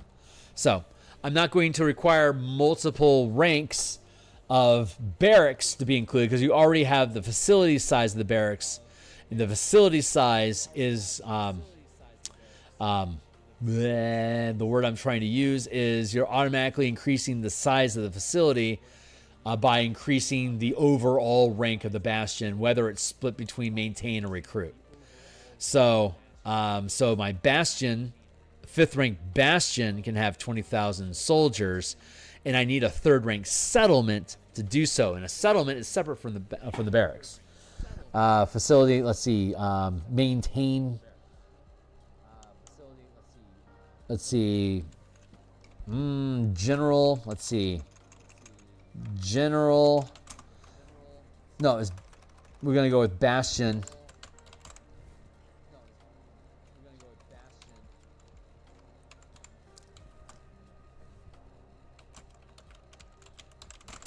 Bastion / settlement size. There we go.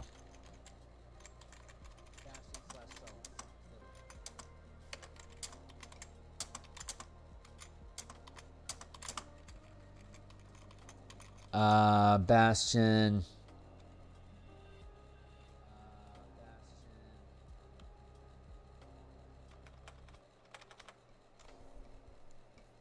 No, barracks. Yeah. Barracks / settlement size. Yeah, that works. So I could have 1 point in maintain and 1 point in recruit, and that still has 2 ranks in the barracks. So the barracks then has to become the size appropriate for 2nd rank, which is roomy, a total of 9 squares. Let's see.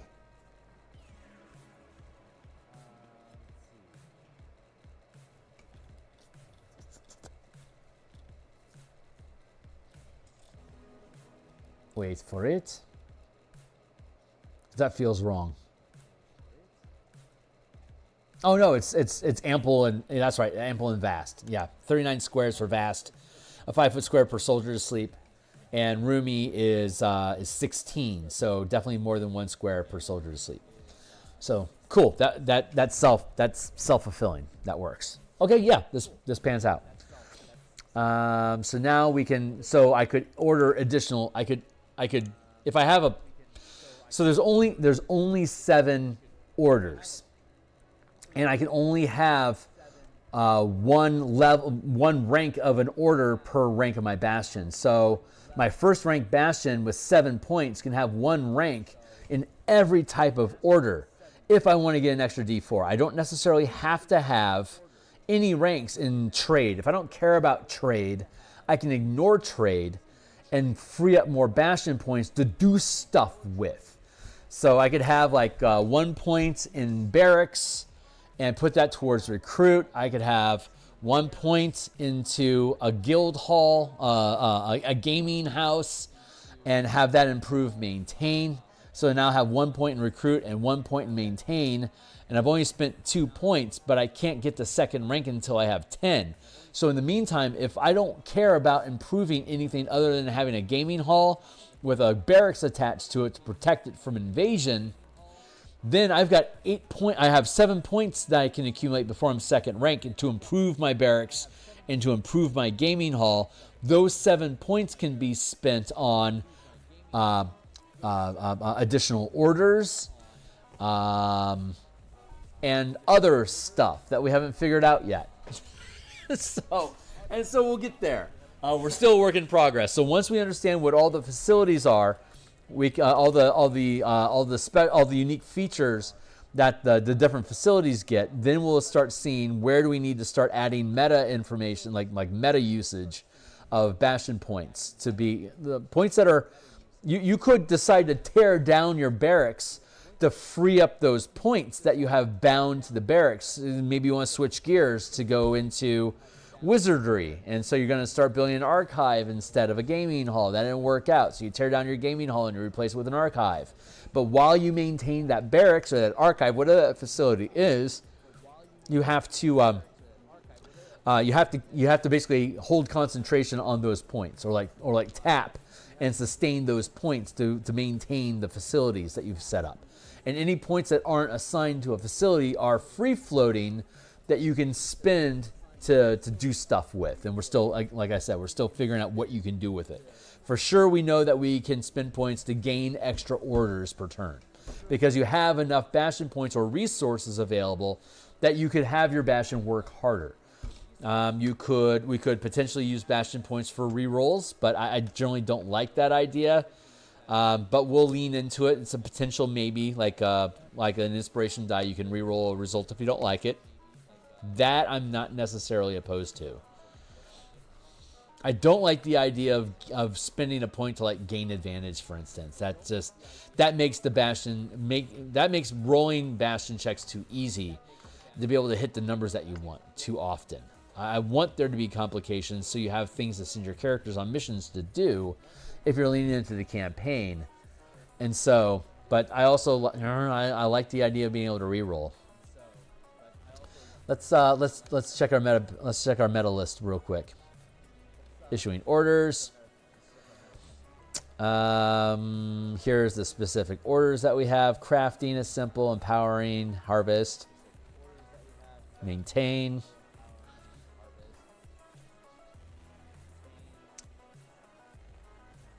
Here's the maintaining a lifestyle. And governorship, taking over an existing settlement. Maintain to create a settlement. But these aren't orders anymore. These are now facilities that we're creating. And then we're looking at meta points. You can issue orders or spend Bastion points to modify how orders and facilities function. Meta use. Let's do that. Additional orders, Bastion points. Rank, total order. You can issue additional orders by spending Bastion points. Each additional order costs a number of points. 1 is 1, 2 is 2, 3, etc. 3 additional points cost 6 Bastion points.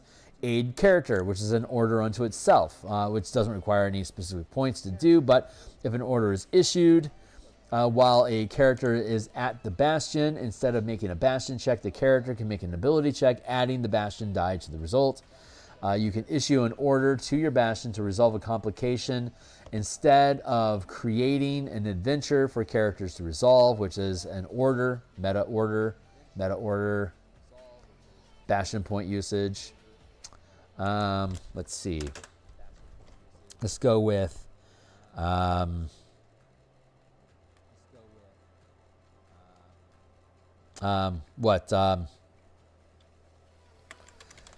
second chance. You can expend Bastion points. You can expend Bastion points. You can expend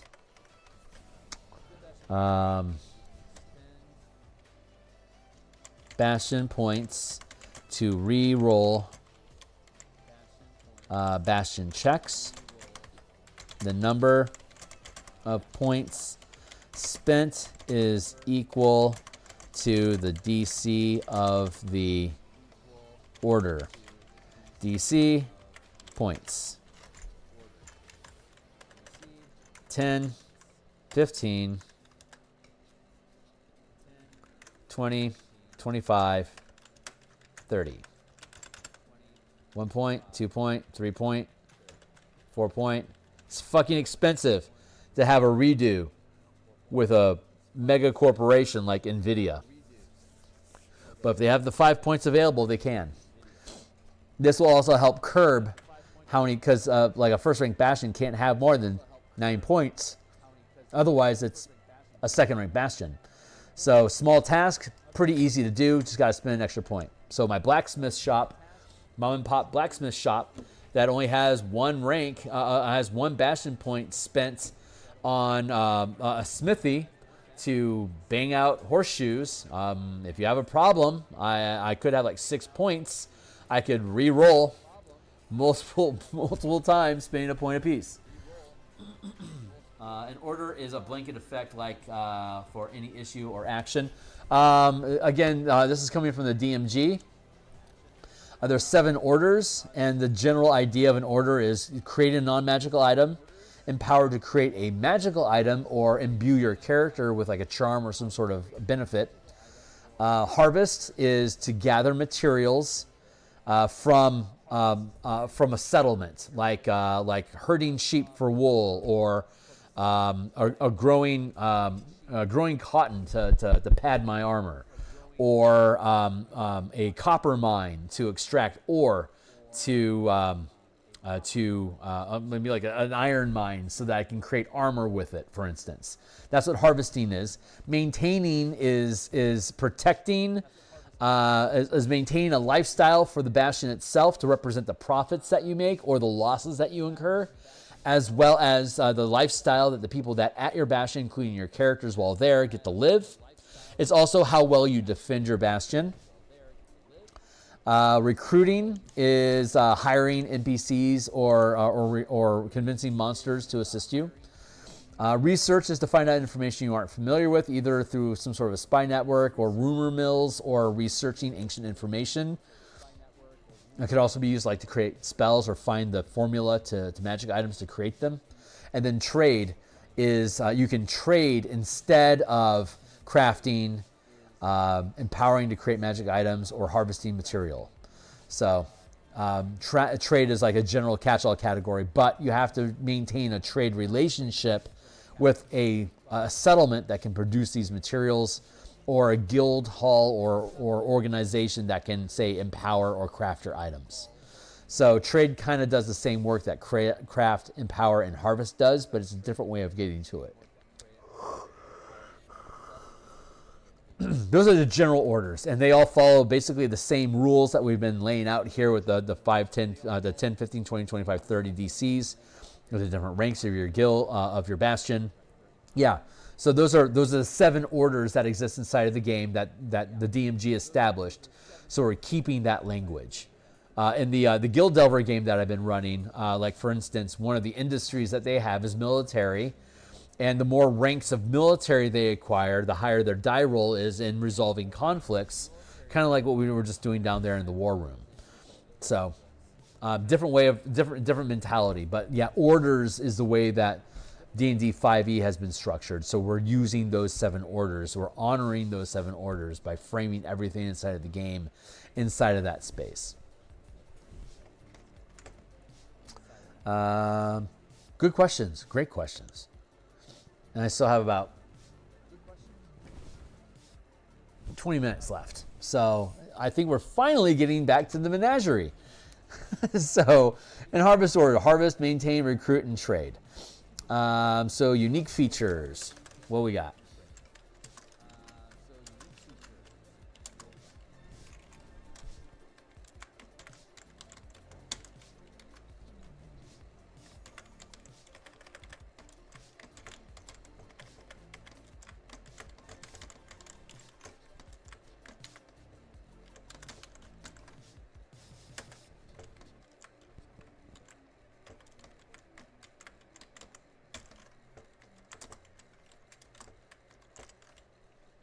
Dab nugget.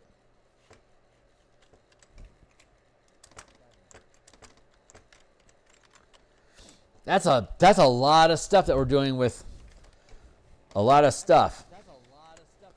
So let's go back up here and look at our big list of lists.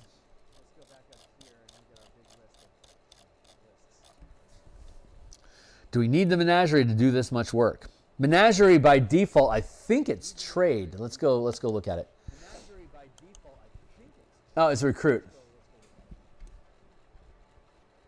You commission the facility's hirelings to add a creature from the menagerie table.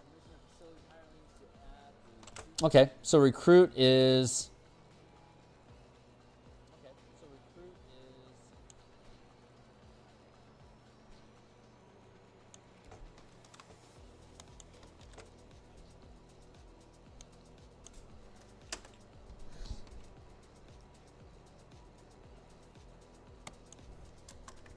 You can issue the recruit order to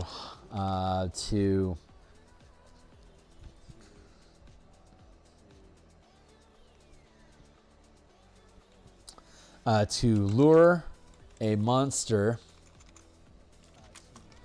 to aid your Bastion's defenses.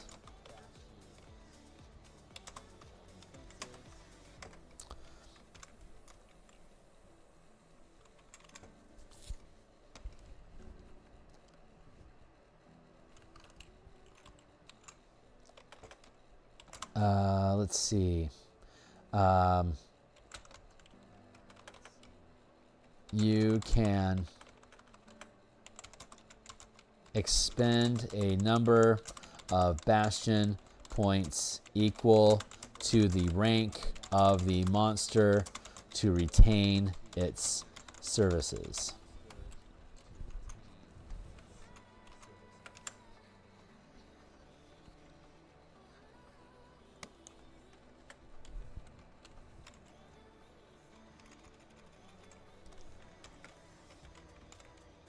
Up to the rank of the Bastion to retain its services. There you go. So up to CR1, it'll cost you 1 point to recruit that monster. Keep in mind the CR half. Was it CR half or was it CR 1/4 soldiers? Hold on. Like they're super cheap, so you can get a bunch of them. And it's a specific facility that allows you to do so. Let's make this a bit bigger. 1/2 CR 1/2 soldiers. There you go. But they're just generic soldiers. So this menagerie is recruiting a specific monster.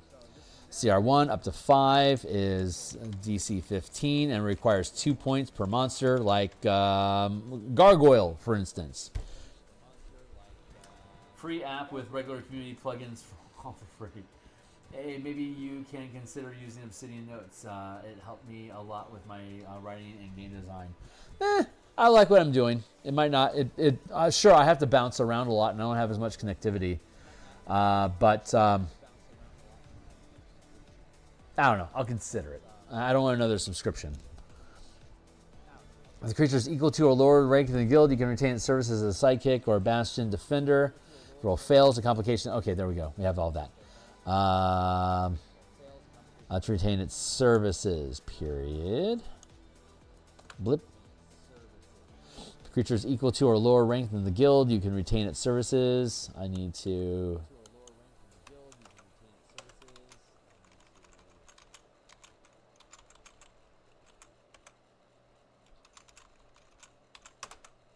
There. There's a lot of stuff going on with Menagerie. I don't know if we need this much stuff. Harvest, maintain. How are we sitting with all these things? Let's see. We've got harvest. Harvest equals let's see, collect. I'm feeling like harvest doesn't belong. Harvest, maintain.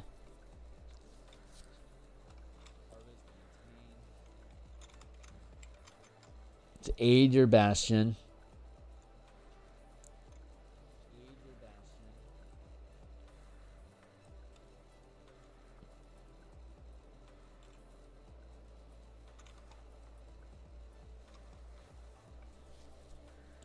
Number of Bastion points equal to the rank of the monster, of the creature,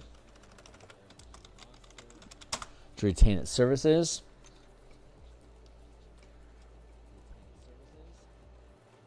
Creature is equal to or lower rank than the guild.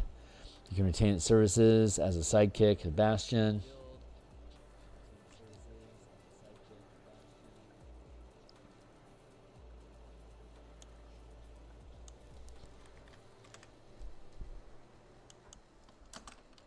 If it's equal to or lower rank.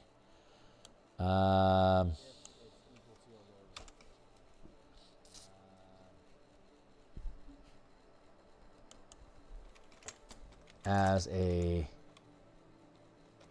hireling or sidekick.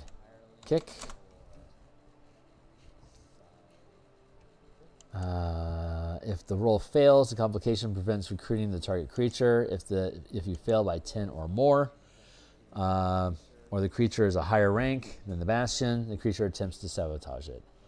That's more complication than I need because the complication could be sabotage. I don't need to integrate that as a forced attack. That didn't feel right. So mischief managed there. Let's see.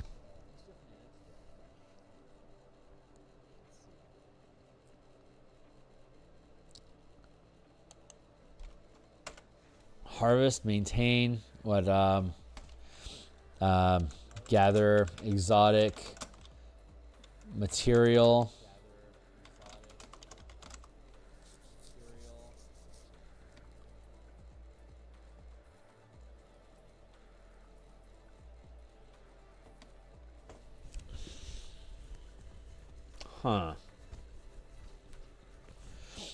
Maintain equals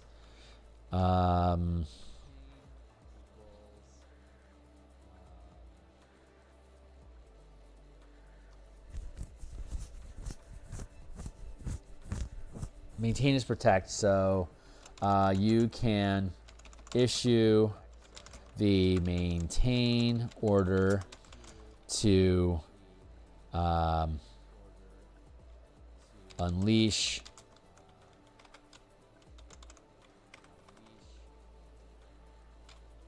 monsters to aid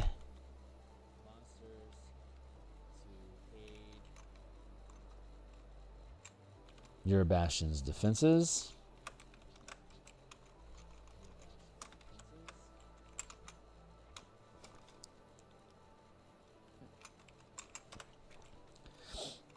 You can issue the recruit order to lure a monster to your to aid the operations of your Bastion.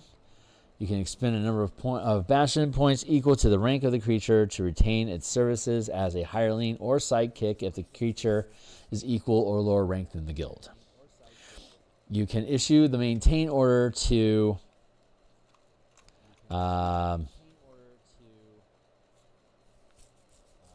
unleash monsters.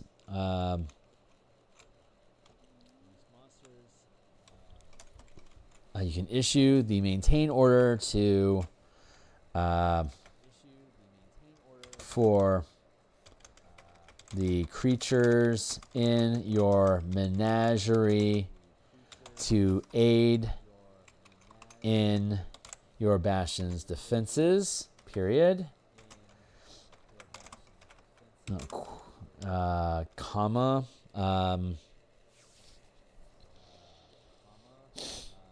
We're already rolling with advantage by issuing an order to the barracks in your menagerie to aid in your Bastion's defense. When you make a defense, when you make a Bastion save,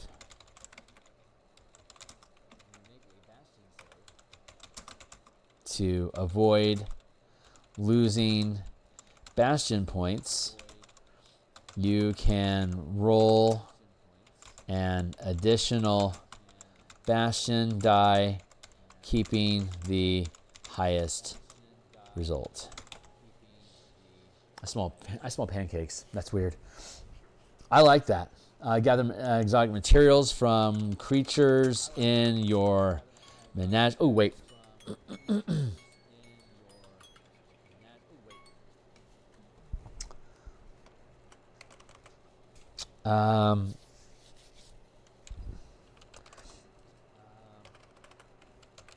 You can, if there's a complication due to, if there's a complication, if a complication arises that is the result of not having animal materials, if a craft or empower complication arises due to not having animal materials, you can re-roll the check potentially avoiding the complication. That feels pretty good because you can harvest animal materials for creating stuff. Sheep and wool, for instance. Menagerie. Beep, beep, beep, beep. Menagerie. Beep. Oh, it's a free app. Oh, I see what you're saying. Okay. I will consider it. And then trade is, let's see. So, do we want trade? Yeah, we want trade. Harvest, trade, these are all neck and neck and neck and neck. If I can get rid of recruit by one and enhance maintain by one.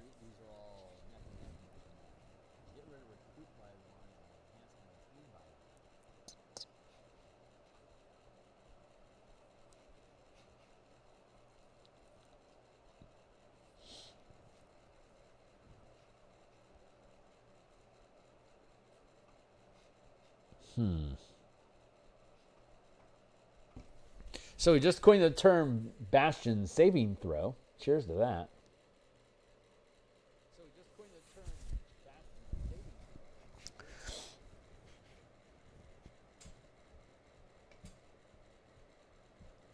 Oh, that's a good way of wording that. Let's do that since I'm thinking about it.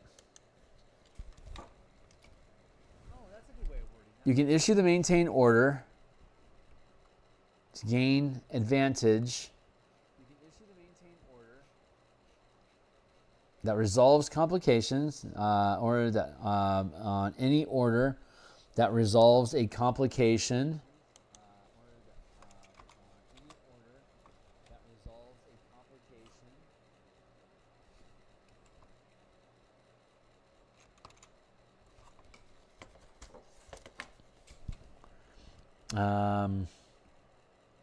Complication that arises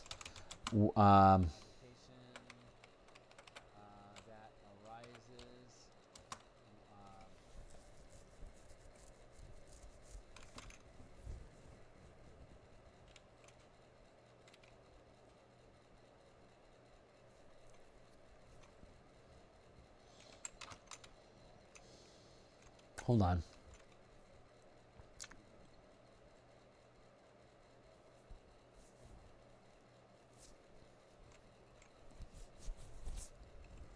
You can issue the maintain order to gain advantage on any order to gain advantage.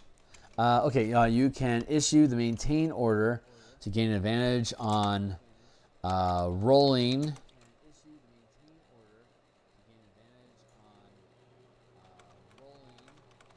Yeah, roll on any order that resolves the complication. No, that actually makes sense.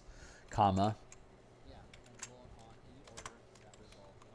Or when making a Bastion saving throw to avoid to defend the Bastion from attack. There we go. Language, that works. And then, so the maintain is you can issue the maintain order for the creatures in your menagerie to aid in your Bastion's defenses. When you make a Bastion saving throw to avoid losing Bastion points, you can roll. You can issue the recruit order to lure a monster to aid the operations of your Bastion. You can expend a number of Bastion points. Hold on, no, I need to order that differently. The maximum CR you can attract to convince a monster, maximum CR creature you can recruit.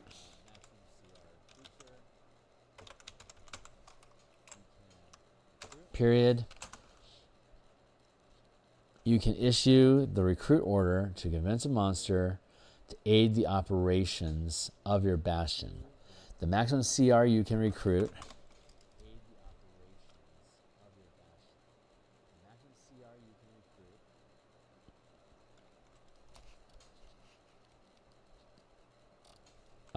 cannot exceed the rank of the Bastion, period.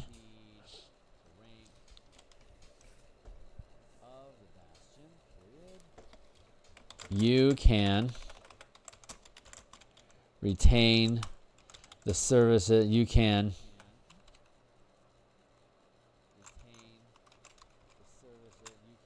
cannot. CR you cannot. The maximum CR you can recruit. The maximum CR you can recruit cannot exceed the rank of the Bastion. Period. You can retain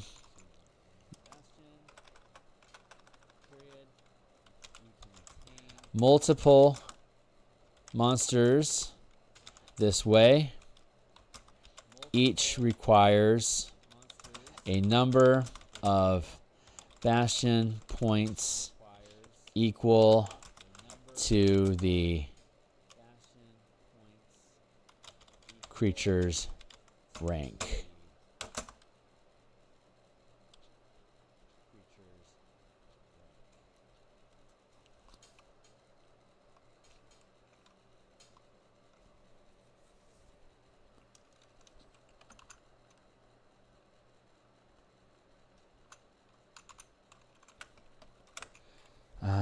Well, must convince the aid of operations of your Bastion,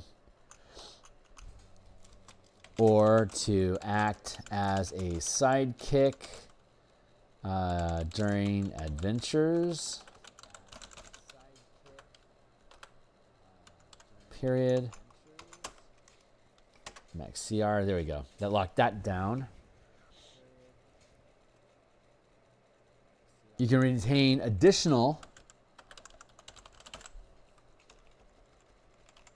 monsters this way. Each requires a number of Bastion points equal to the creature's rank.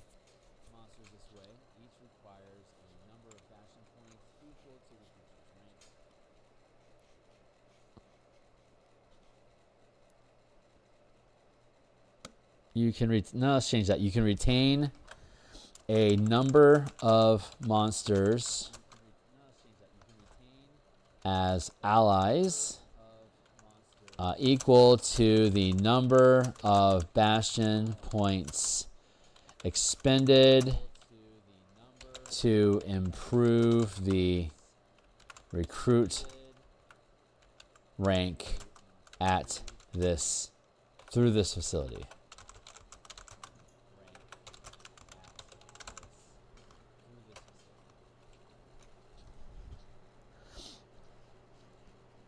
So if I have 3 points, I'm on a third rank Bastion, I have 3 points that I have expended to increase the rank, to increase my recruit by 3 points through my menagerie.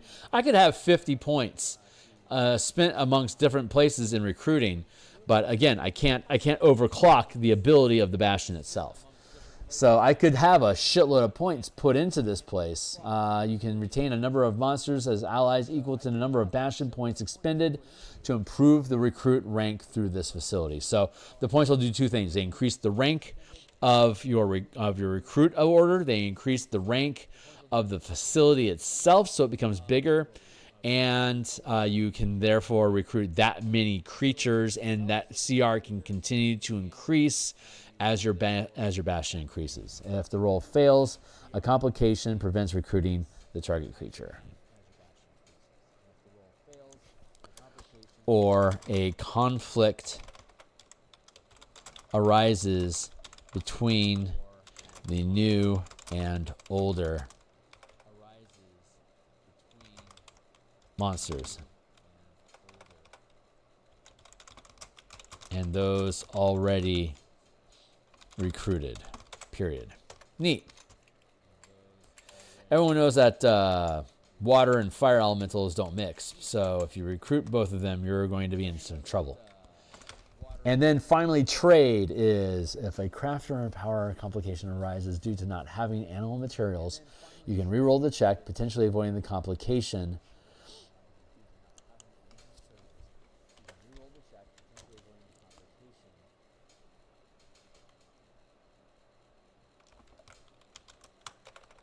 There.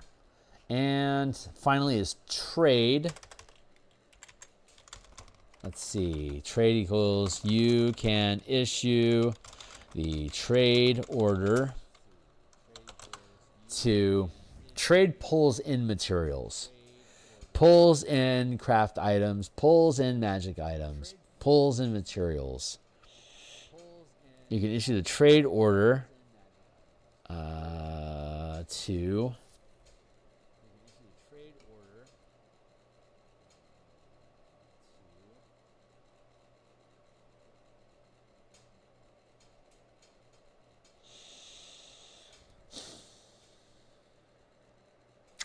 shit, how do I want to work that? Do I just get rid of trade? Is that the right answer?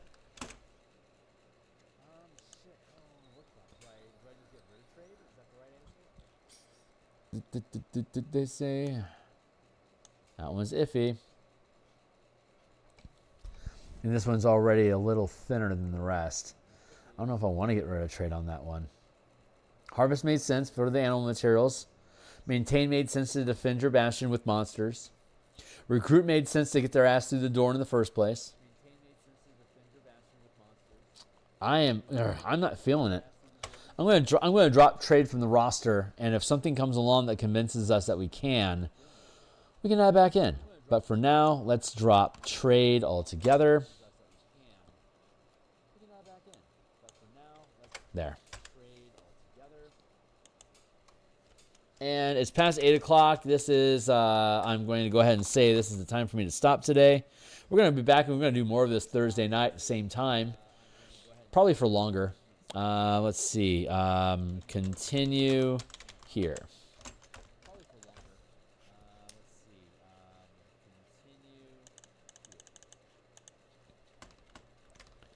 What? 1, 2, 3, 4, 5, 6, 7, 8, 9, 10, 11, 12, 13, 14. I think that one's done already. 15. There you go.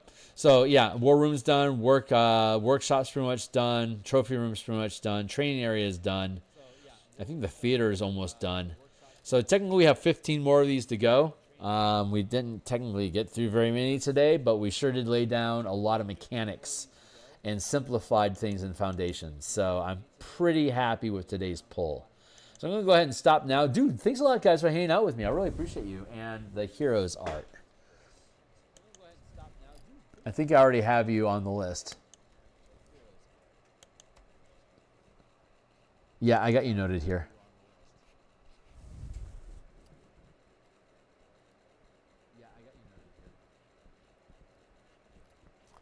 And yeah.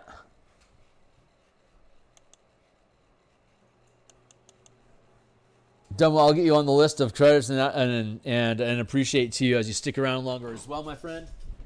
And anyone else that's interested in coming in, sharpening knives, play with the system and in your own campaign or whatever, I will happily give you credits for playtesting and a free copy of the book if you can come back with feedback.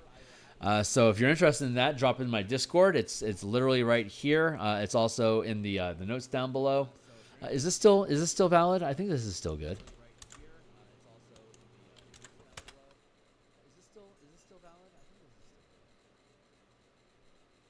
Yep, still good. So that Discord is good. Thanks a lot, guys, for help. Thanks a lot, guys, for hanging out with me. I'm going to be back again tomorrow morning to continue working on Eberron art. I'll be back at lunchtime tomorrow, probably like around 1. I want to say like around 1:30. I'll be back tomorrow to work on pre-generating martial power characters at 4th level for the playtest. That's now been moved to Saturday. Wednesday morning art. Wednesday, I think I'll have an early lunch stream for more martial power development on Wednesday because my day's going to be a little weird. And then on Thursday morning artwork, Thursday night more Bastion campaigns, Friday morning art, Friday lunchtime more pre-generated characters for martial powers. And then Saturday, I'm going to see about getting up early on Saturday as though it were a weekday and continue. I think I want to work on Bastion some more, but we might do something else. we'll see what Saturday brings me, if I can do it. That's my intent. And then I'll be off stream for my lunch stream. Instead, we'll be doing Martial Power playtesting on Saturday. So that's it for now, guys. Dude, I really appreciate you all hanging out with me. I love how this campaign's shaping up. Again, a look-only document is linked in the notes down below. You're certainly welcome to check this out. If you want to use this system in its rough form, if you want to start running a campaign this way or integrate this into your campaign to embellish and improve upon the facilities and the way that Bastions work in the DMG, you are welcome to do so. Keep me in the loop. I'm going to want to pick your brain about the ideas and include you in the playtest credits if you wish, and get you a free copy once you're actually contributing. And so thanks a lot, guys. I'll see you tomorrow morning. Cheers.